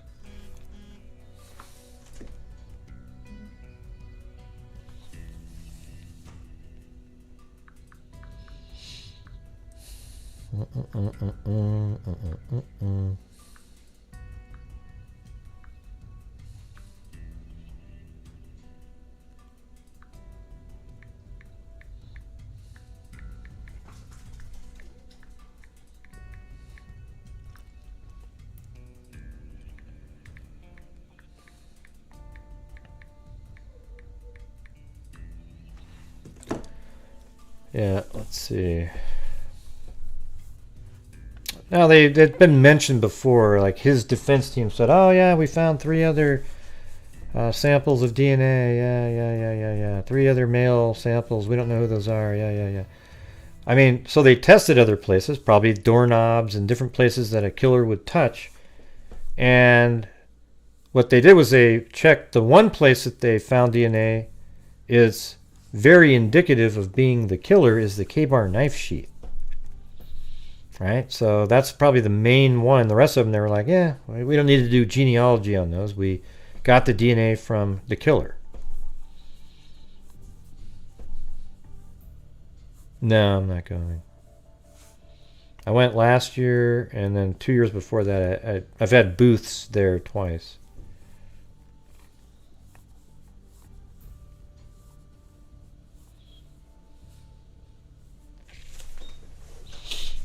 Yeah.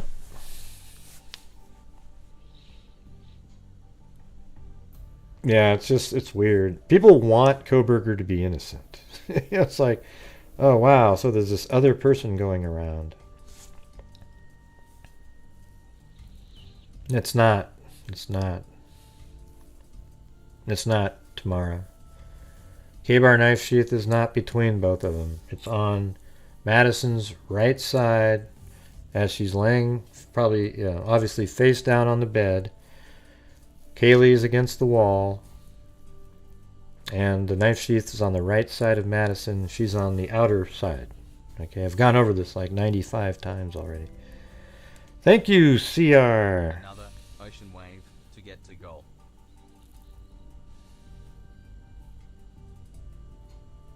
Yeah, it's at the crime scene. Yeah, I thought you were arguing because people came into the chat yesterday and said, "Oh, the knife sheath was with between the 2 girls," and I was like, "No, it wasn't. It was off to the right."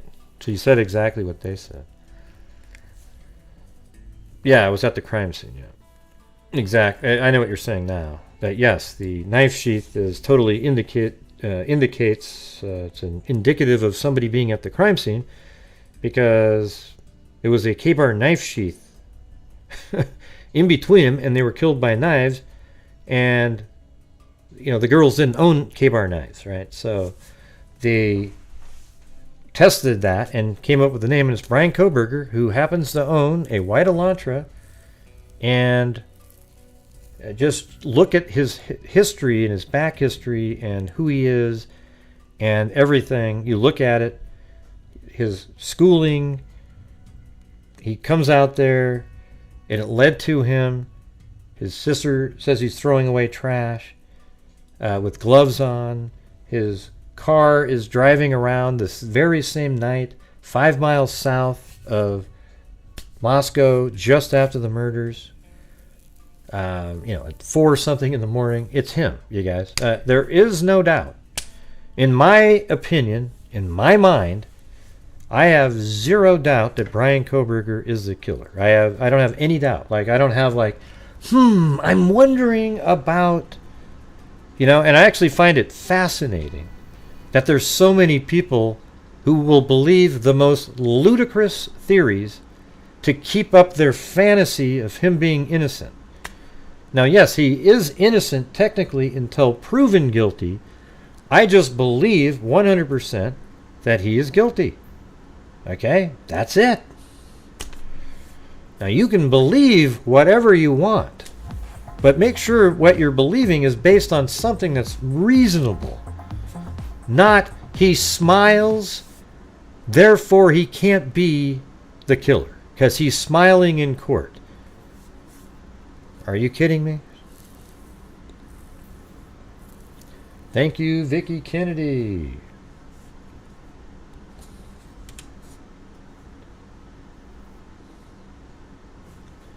And also to CR up there. Yeah, well, I can't be on the jury. I don't live in Idaho, so.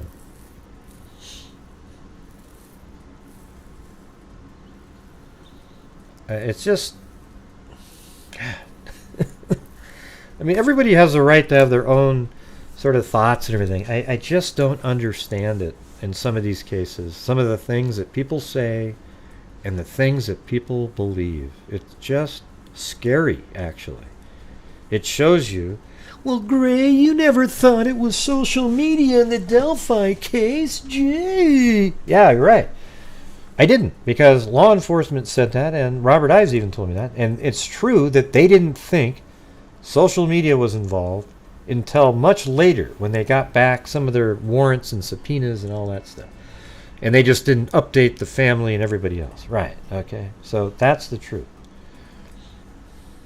Hey, look at that. Michael Cadell said, Gray was so mean. Am I getting thrown in prison for just before leaving on my trip? Oh my God. And there he goes. And Cameron said I was so mean. Oh my God, we got two of them. Look at Gray. He gets put in jail for being mean. Rigorous thought in school. There should be a course for... You know what's weird is the one class that I got a lot out of at U of O was one called The Logic of Argument. And in that, I actually, I got a B in the class, but that guy was one of the hardest teachers that, like, you've ever seen in your life. So I was like really proud of that thing. And before that, I wouldn't even have given a damn. But anyways, I'm in prison now. So if you guys want to help bail me out, I'd really appreciate it. I've got a trip to go on, man. Hey, thanks, Tamara. Bail payment.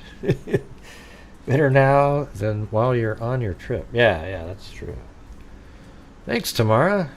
Well, that'll be enough to buy the prison guard a pack of smokes and maybe a Snickers bar to look the other way as somebody else, hopefully, brings me a cake. Bail payment. You just love seeing me behind bars? Thanks. Thanks a lot. I'd like to mention that social media so far in the Delphi case has nothing to do with the murders. I know, isn't it weird how it switched? Well, it switched back again, right?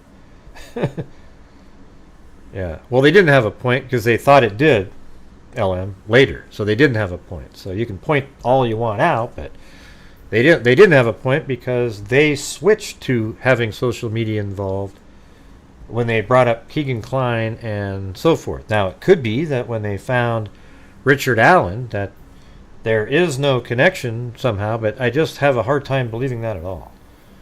And anyways, we're stuck in prison, you guys, so not sure if we're ever going to get out. It's not working. Canteen money, where is it? Look on the way to, look the other way so you can crab walk up the wall. Yeah, and play the Billie Jean music. Wow, you guys. I guess you guys want to keep me in prison. Yeah, I'll just take a nap over here, I guess.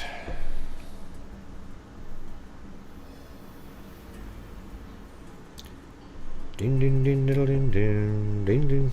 Thanks, Michael. Thanks for getting me stuck in here.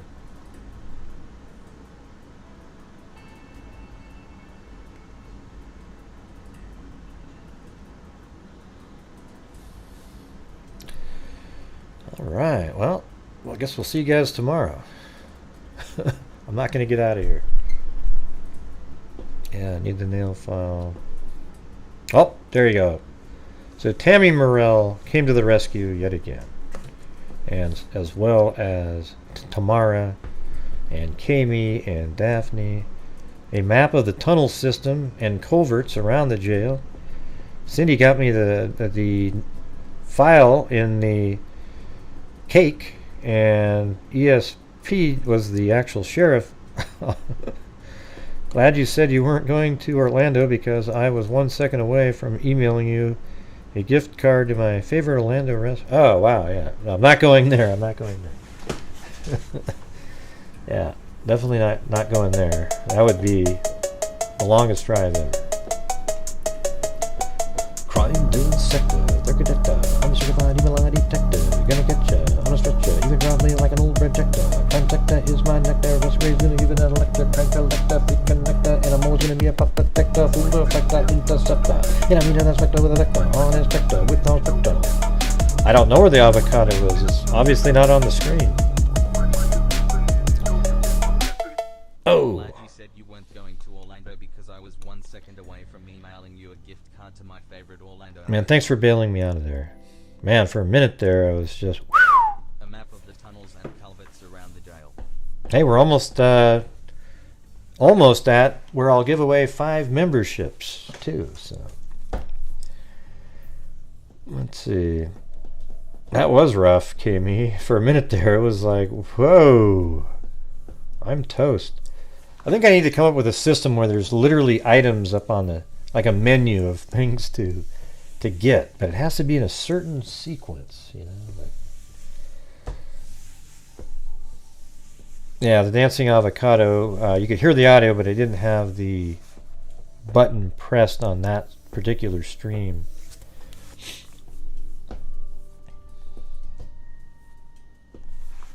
All right, that's probably good. I'll play the ooh la la music.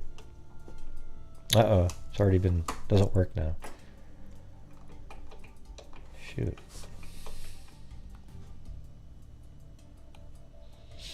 I'll have to reset it up.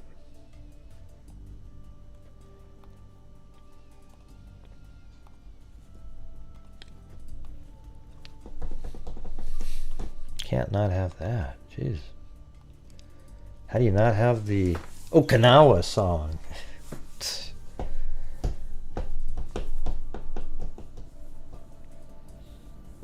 Okinawa. Okinawa. I swear, you guys.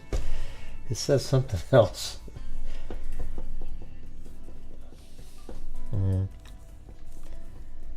Yeah, so in my mind, here's the thing. In the Delphi case, I'm more... Here's what I'm going to say in terms of if I was going to quantify something.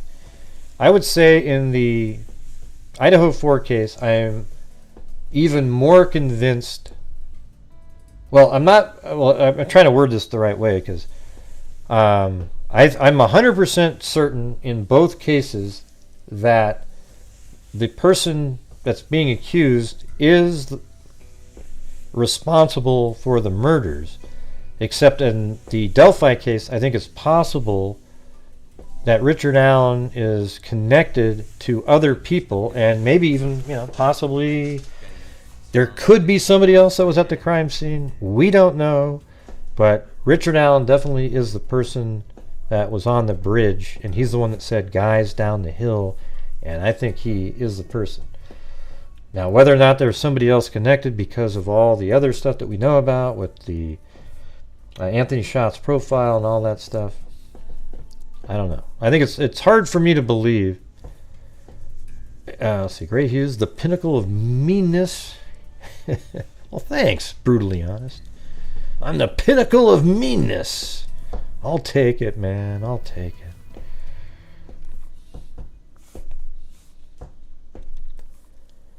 I think, again, it's just... Don't you guys find it hard to believe that Richard Allen isn't connected to the Keegan Kline, the pedophile ring that Keegan Kline was connected to? Something like that. Or the child pornography ring. it's just hard to accept that. And I don't know if it's, I don't think it's because we heard about that first, therefore we got to try to make it work. It's more just how coincidental that would be. That Libby's sitting there communicating with the Anthony Shots profile. Really liked the guy, was sending pictures, all kinds of things. Really liked the guy, and apparently even texted that day. And then when Richard Allen gets there, he's on a mission. He's trying to meet somebody. Like he doesn't even attack any of the first 4 people. But right when Libby and Abby got there, those are the ones that it seems like he got there on perfect timing to meet them. Almost as if Richard Allen himself was Anthony Shots saying, I'll meet you there. And he knew what time they were going to be there. And the girls knew what time they were going to be there. And maybe that's why they passed up on the trip to go with Derek first and then went on the trip with Kelsey when she went, because that was perfect timing for them to get there right around the time that they were supposed to meet this person there. And so I'm just wondering, I always had this picture that this Dropbox account that was the that led to one of the largest pedophile rings in Indiana state history, that Dropbox account was a place where this group of men would be out there trolling and getting names and places where people would be. And maybe Richard Allen was one of these people, and he would say stuff like, hey, tell her, I'll meet there at 1:30. And then whoever is controlling it, maybe Kagan Klein or somebody else, would type something into that person, and then they would meet them out there. If it's not connected, it will be shocking, but it's not something that's absolutely impossible that it's not. It'll just be like, wow, that's amazing.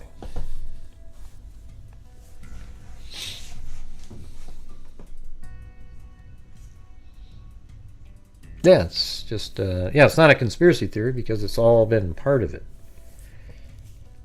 Right, and so it isn't just like what Zozo's saying there. I've said this same thing. The whole thing, when you go through it, you have Keegan Klein. Finally, he was arrested finally. Then they came out with the Anthony Shots profile stuff quite a bit after that. Then a whole bunch of documents were released. And then he was taken out of jail, into custody by Indiana State Police out of his local jail. And they brought him to a facility where he talked to a whole bunch of federal agency people. And at the same time, they started searching the Wabash River right next to his house. And they searched that river for 3 or 4 weeks. And then right at the end of the search, 2 weeks after they were done searching there, they found this conversation with Richard Allen with a conservation officer saying that he was at the bridge that day from 1:30 to 3:30, and then later admitted that he was wearing blue jeans, a blue jacket, a hood over his head, and a hat underneath it. That is the freaking bridge guy. He describes himself so perfectly, it's almost mind-boggling. It's like he knew. Richard Allen, after day 2, knew that the bridge guy photograph was him. He knew that 3 girls saw him, so he admitted to that, because they might even recognized him. So he was going through the motions, because at that point nobody knew where that photo came from, the origins of it. So he very well could have thought it was from a trail camera and said, yeah, I was out there that day, I was out there. He didn't say in that interview what he was wearing and so forth. He just said he was there from 1:30 to 3:30. And that's it, man. Nothing. So anyways, that was 2 weeks after they quit searching the Wabash River. They interview him again, and he tells them more information. See, originally, back in the day when just 2 or 3 days after the murders, I would assume, he came forward and said, we don't know when that was, okay, but I think it was right away. He came forward and said, I was there. Then when he was brought into the office in 2022, I think on October 13th, if I remember correctly, he was brought in, and he said, "Yeah, no, I was there. I was there from 1:30 to 3:30. I wore blue jeans, dark blue Carhartt jacket. Went through the whole damn thing, and everything that he had on was exactly the same thing. And he said he passed these 3 girls, so he was there. And then just a couple weeks after that, he was arrested. So after all those years, and after the search of the Wabash River with Keegan Kline, they just got that lucky, and then 2 weeks later, they found a random lead that led to him.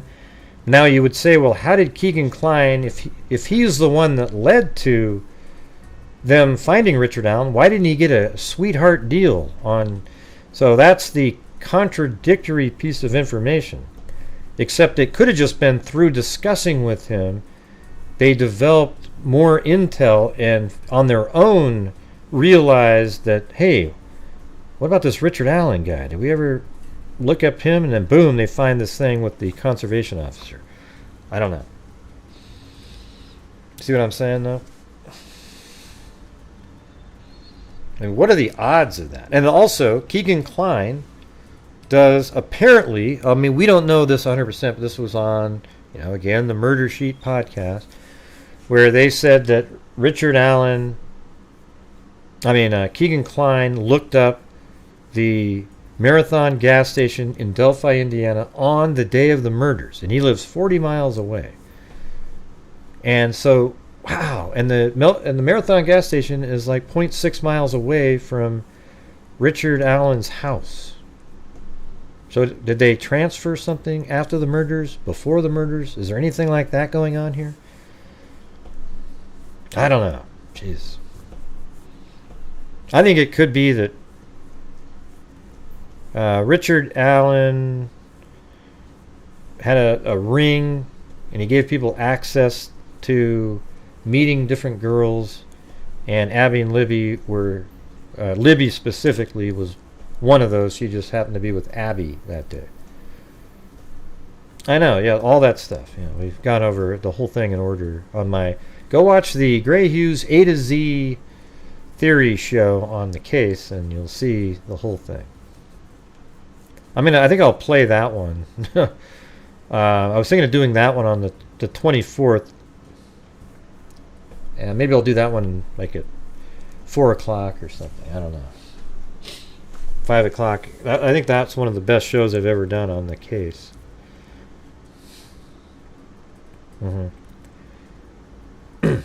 So my theory is that Richard Allen met Keegan Kline on that very day, and Richard Allen filmed something at the crime scene, gave it to Keegan Kline. Then Keegan Kline and his dad went to Las Vegas right after the murders, a few days later, I think. And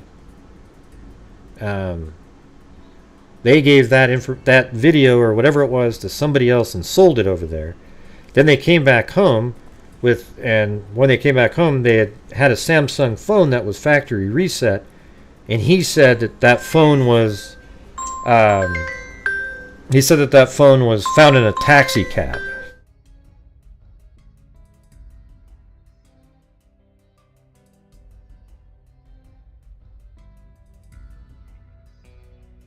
Yeah, he said he found the phone on a taxi cab seat and he factory reset it because he just wanted to use it. Come on, no way, man. But anyways, that's just a theory, but it's based on all the information. Literally, like, every single step of the way in my theory comes directly from pieces of information that are in the probable cause or released out there. That's the thing. So, just again, you look at it again. On the 23rd, I think it was, right, the 25th, they went and did a search warrant at Keegan Kline's house, or Tony Kline's house, and Keegan lived there, and they found all these phones. This is just 2 weeks after 10 days after the murder. They found all these phones with pornographic information, but he hid the phone that he had during the time of Abby and Libby, and then he was taken out of the station to give a polygraph test. Then when he was taken back home, records show that he went and retrieved that very same phone and started deleting stuff, and all the polygraph test questions were related to Abby and Libby. So he started deleting everything on there for days and days, and like 2 days in a row he kept deleting, uninstalling, deleting, and then he gave the phone to law enforcement after that, but they were able to retrieve information from that phone. So you just got to keep that in mind, that that's what he was doing. And then years later, he... it's crazy, man. You got the Anthony Shots profile that's communicating with Libby and Abby. And literally communicating that day, apparently. So then what you have to believe, that I always say, is that Libby and Abby, and the account said to Libby, wow, I was supposed to meet them today, but they never showed up.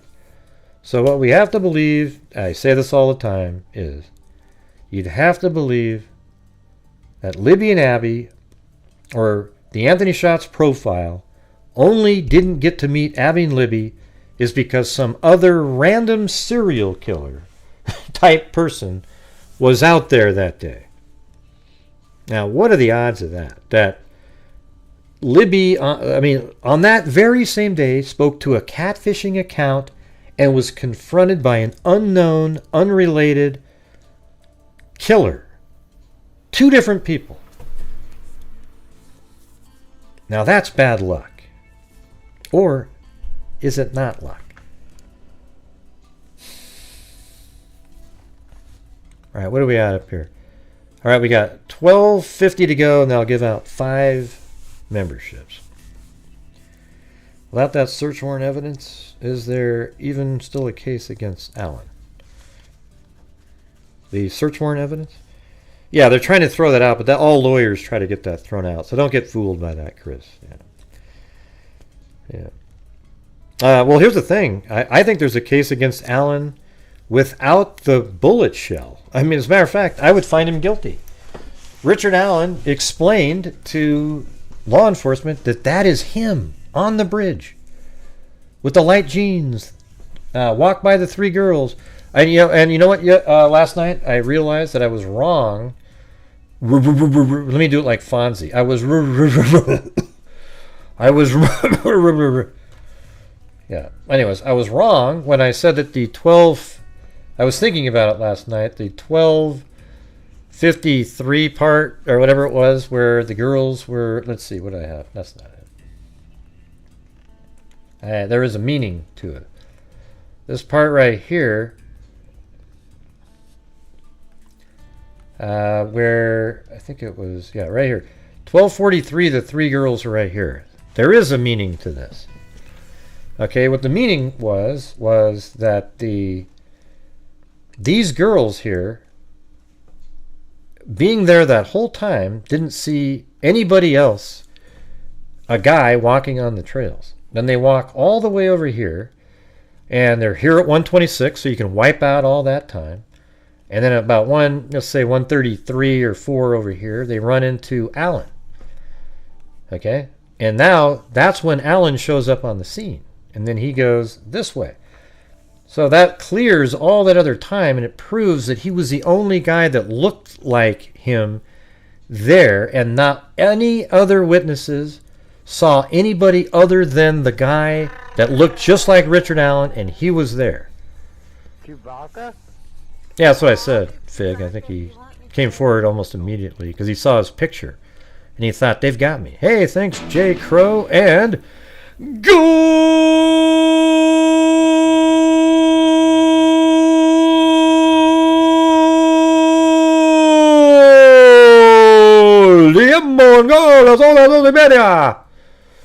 Hey, thanks, Tammy Morrell, too. What's more creepy and disgusting than being a pet? Hey, and there's Tamara again, too. Ew. It's probably pretty big. But,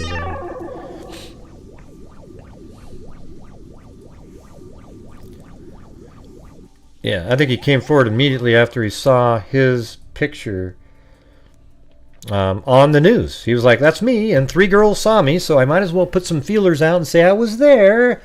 because they weren't saying where that picture came from right at first. The first 3 or 4 days or so, it wasn't until actually the press conference. I think it was, what is that, the 18th or something, or no, the 20.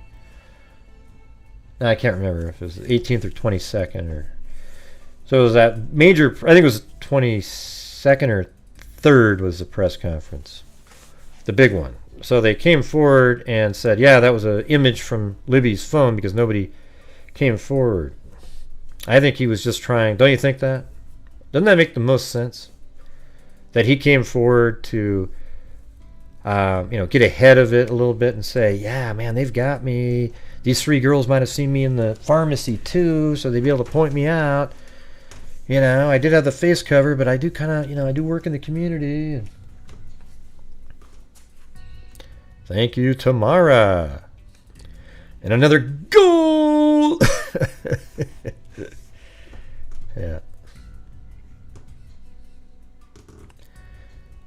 Yeah, I know. That's the thing. The only place it comes from is the podcasters, Fig Solve. So if that's if you remove that from it, then it makes it, it's still crazy to think that you have somebody who, the girls did communicate, unless it was all lying by law enforcement. They said that a girl texted Anthony Schatz and said, hey, did you hear what happened to AbbyandLibby? He goes, oh my God, what? I was supposed to meet him that day, but they never showed up. Thanks, S-Pet. I think that was pretty good. I think I made some of those football announcers proud.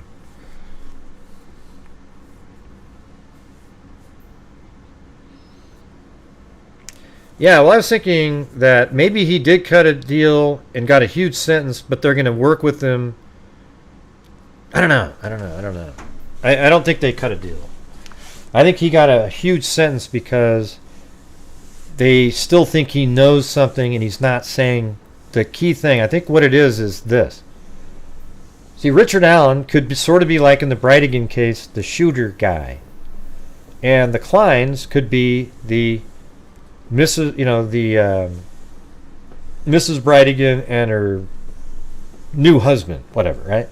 Those could be the Kleins. And what they're doing is maybe Keegan Klein, they don't believe is sort of the higher up person.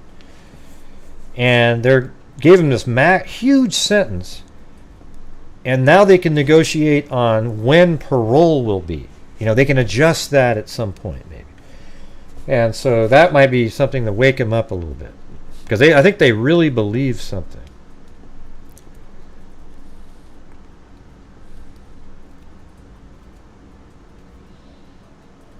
No, what do you mean he wasn't smart enough? He was a techie type person.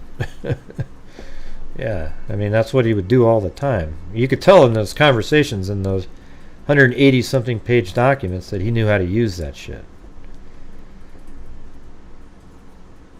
Yeah. He's the one that created the Dropbox account.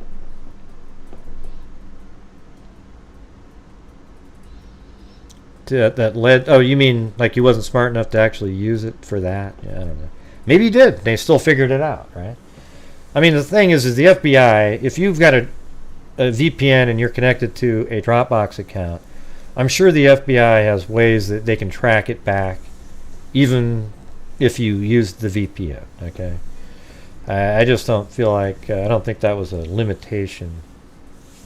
And they might have even been able to find like a password of how he got on, and then they got onto the VPN and then went, oh my God, look at this, and the big Trump baby blimp. Oh, that picture. Yeah, but see, that's also something we don't know that it really exists, Ethel. That's just something that was reported on a podcast.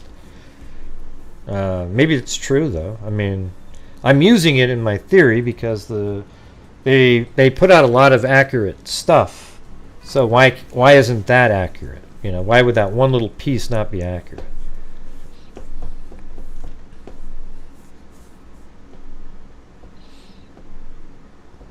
Oh yeah, let me get the memberships out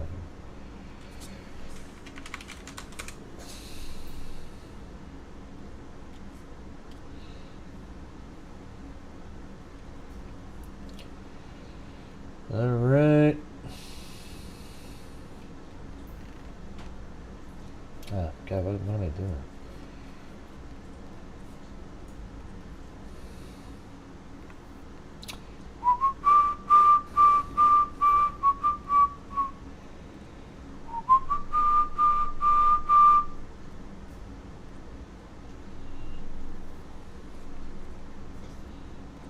All right, here we go, everybody. Here we go.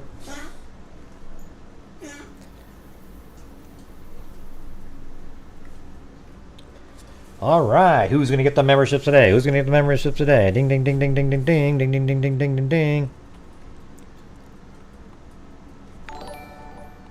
We've got Brutally Honest. Oh my God. Camaro Guide 01, Chris Owens, Rosie Girl, and yes, you win. You can get. How do I do the? Let's see. Yes, you get your channel members now, but if your sign-up date was less than a week ago, you're going to be removed immediately. I need to have one of those things you read really fast underneath. That's right, American Lady. It was the Star Trek, the one where Spock goes back to. He's like a spawning salmon. He needs to go back to the planet Vulcan and battle over a bride, and that's the music. Yeah,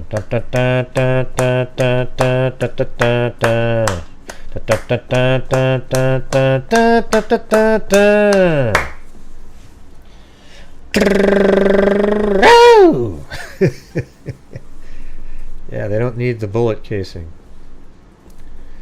But apparently there's these rumors out there that the wording and so forth isn't really what he said. But even his wife knew it. He did it. There you go. That's exactly right. Yeah, you don't need the bullet case. Here's what means a lot. Is that like I was just showing you on the screen over here at 2:55 or 12:50, what the hell was that? 43. The three girls are right here. And they're walking this way and didn't run into any guy at all.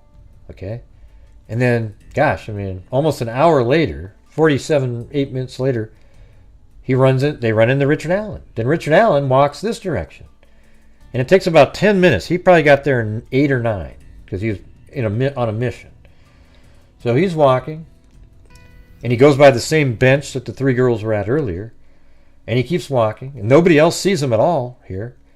Keeps walking, and then he's right here. He says exactly what he's wearing: the blue jeans, the dark blue Carhartt jacket, a hoodie, and a cap underneath it. I think it's the cap that he was wearing when he was playing pool. It looks exactly the same. It's amazing.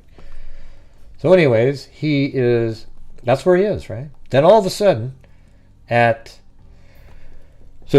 just say he got there at about so what do you think? He parks here at 1:29, let's say, because he drove by here at 1:27. So let's say at 1:29 he gets out of the vehicle, he backs it in. So he probably gets here at about 1:33. Takes 10 minutes, right? So let's just say he got here at about 1:41. 1:42, and he's waiting here. Amazingly, at 1:49, the girls get dropped off here, but just 2 minutes before that, another lady got dropped off right here, and she goes on a walk. She comes down, and the only person she saw that whole day was Richard Allen, and that's who that is. The guy with the blue jeans, the blue jacket, and he was right here, standing on platform 1. She said she was about 50 feet away, which is exactly the distance. Then she turns around, and remember I said she got dropped off at 1:47, 1:49. Abby and Libby get dropped off, and they walk this way, and as they're walking like this lady, she starts walking like this and passes Abby and Libby And she never again, the rest of the time she's walking all the way to 214, she doesn't see another man again. You see that? She doesn't see anybody. But Abby and Libby do. They see that same guy at this end of the bridge at 213. So just as she's getting in her car over there to leave, that same guy is now at this end of the bridge, which is Richard Allen, telling the girls to go down the hill. And they end up dead right over here. And that's why they say it's a felony murder, because he kidnapped them, and the kidnapping is what led directly to their death. So it's a felony murder. They aren't able to describe or anything like that, like, where the murder weapon is and so forth. They just know that he's the one that kidnapped them, and they ended up dead. Therefore, it's a felony murder. So it doesn't matter if somebody else showed up and killed him. It doesn't matter anything else. He committed a felony that led to the death of those two girls, and that's felony murder.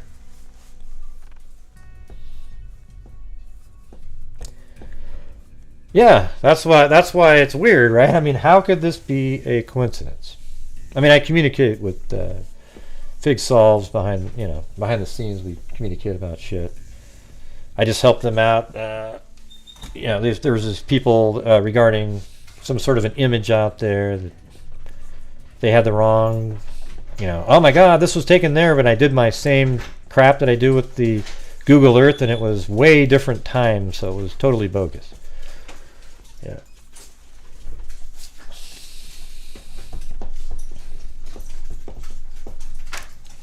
Oh, Ma, I'm trying very hard to be quiet. About what, Cindy? What are you talking about?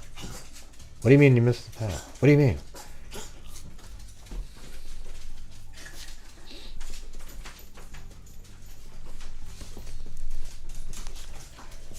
I don't know. I don't know what you're saying.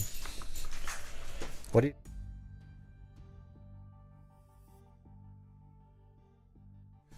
All right.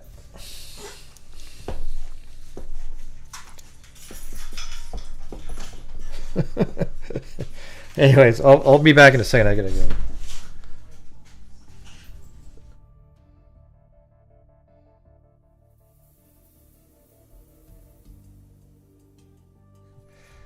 Yeah.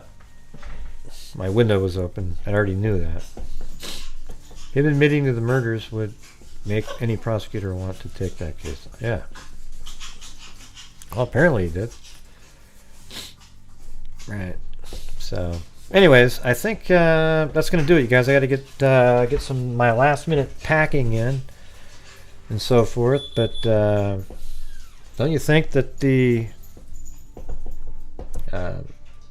I don't know. Just to me, it's really obvious. It's amazing what the lengths they go. There's corruption. Oh, it's some bigger thing.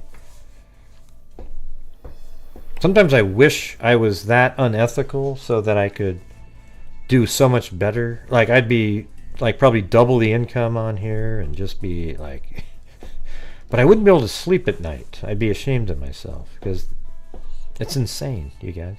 It's insane. All right, you guys, I think that's going to do it.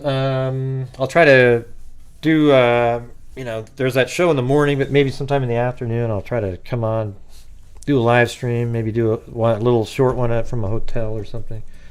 Just got to try to keep things going while I'm gone here. Something is just off. Yeah. I don't even know what you guys are talking about. Yeah. Anyways, thank you very much for being here, and thank you for supporting the channel. Where's the... I think that's kind of fun. We should do more of these types of things on Fridays. Like we've talked about that. Might be kind of fun.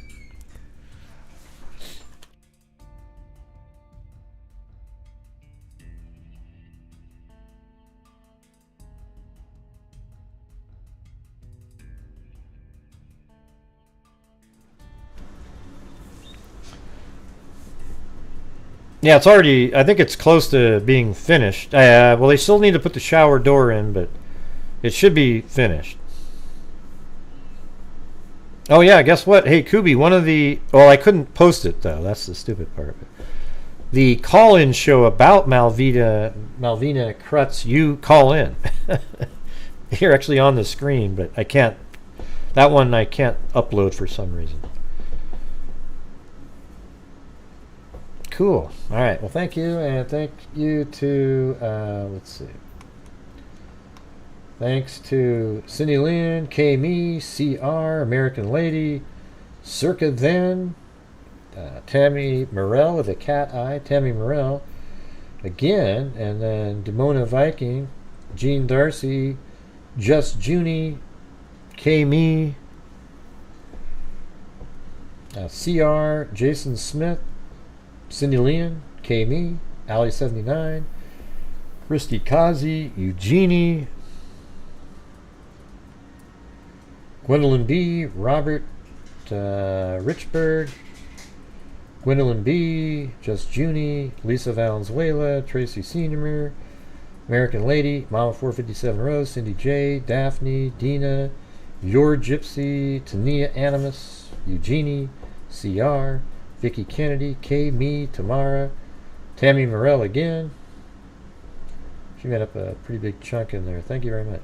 K, Me, Daphne, ES Ped, Cindy J, CR, Brutally Honest, Christy Kazi, J, Crow, Tammy Morell again, and Tamara, and I gifted 5 memberships. And thanks up there to Jason Smith.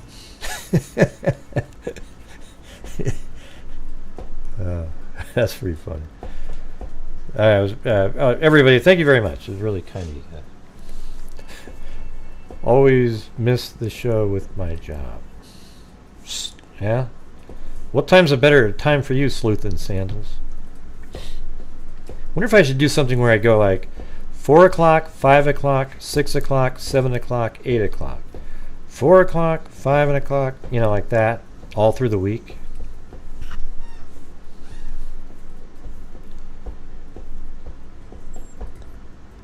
Yes. All right, guys. Thank you. We'll get a hold of you tomorrow. And I appreciate you being here. And as I always say, everybody, until next time, be safe out there. And a 1 and a 2 and a 3 and a 4 and a 5 and a 6 and a 7 and an 8. And good to see you in here, Fig Solves. Let's see. Where the hell is it? I can't find the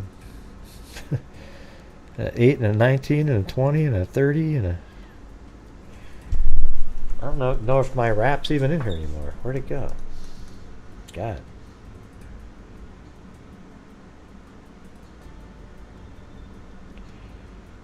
It's almost like it's gone from the...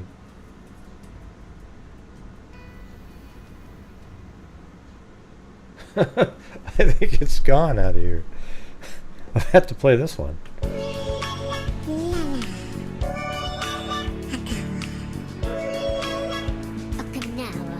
Hello. I don't know where it is. It sort of disappeared. Guess you'll have to listen to that one.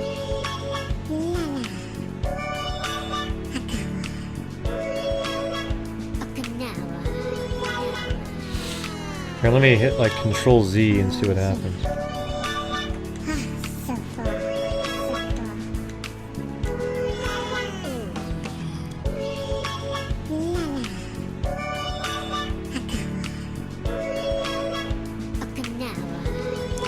Yeah, it's gone. Hey, thanks, Norma Jean Doyle.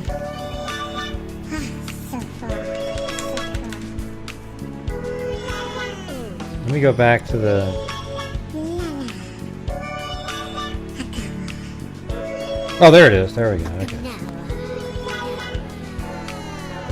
Yeah, Thank I've been doing God. True crime There. thing for quite a while now.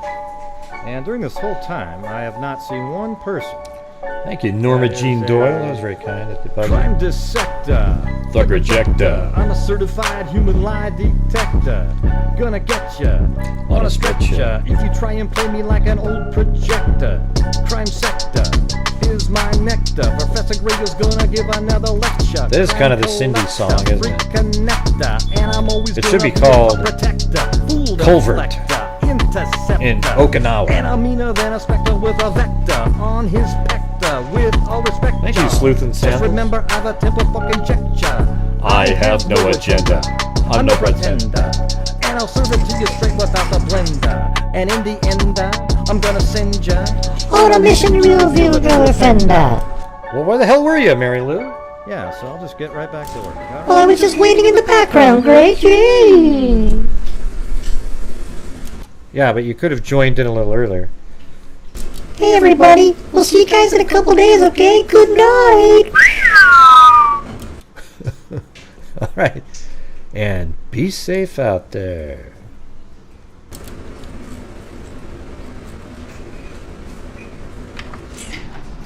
Yeah, be safe out there, everybody. Yes, be safe out there, everybody. Ah, shut up, Tommy John Boy. Why? I want to say stuff too. Yes, we want to say stuff too. Oh my god. Oh my god. Hey, Cindy, what do you think of those guys? Who cares? All right. See ya. And be safe out there.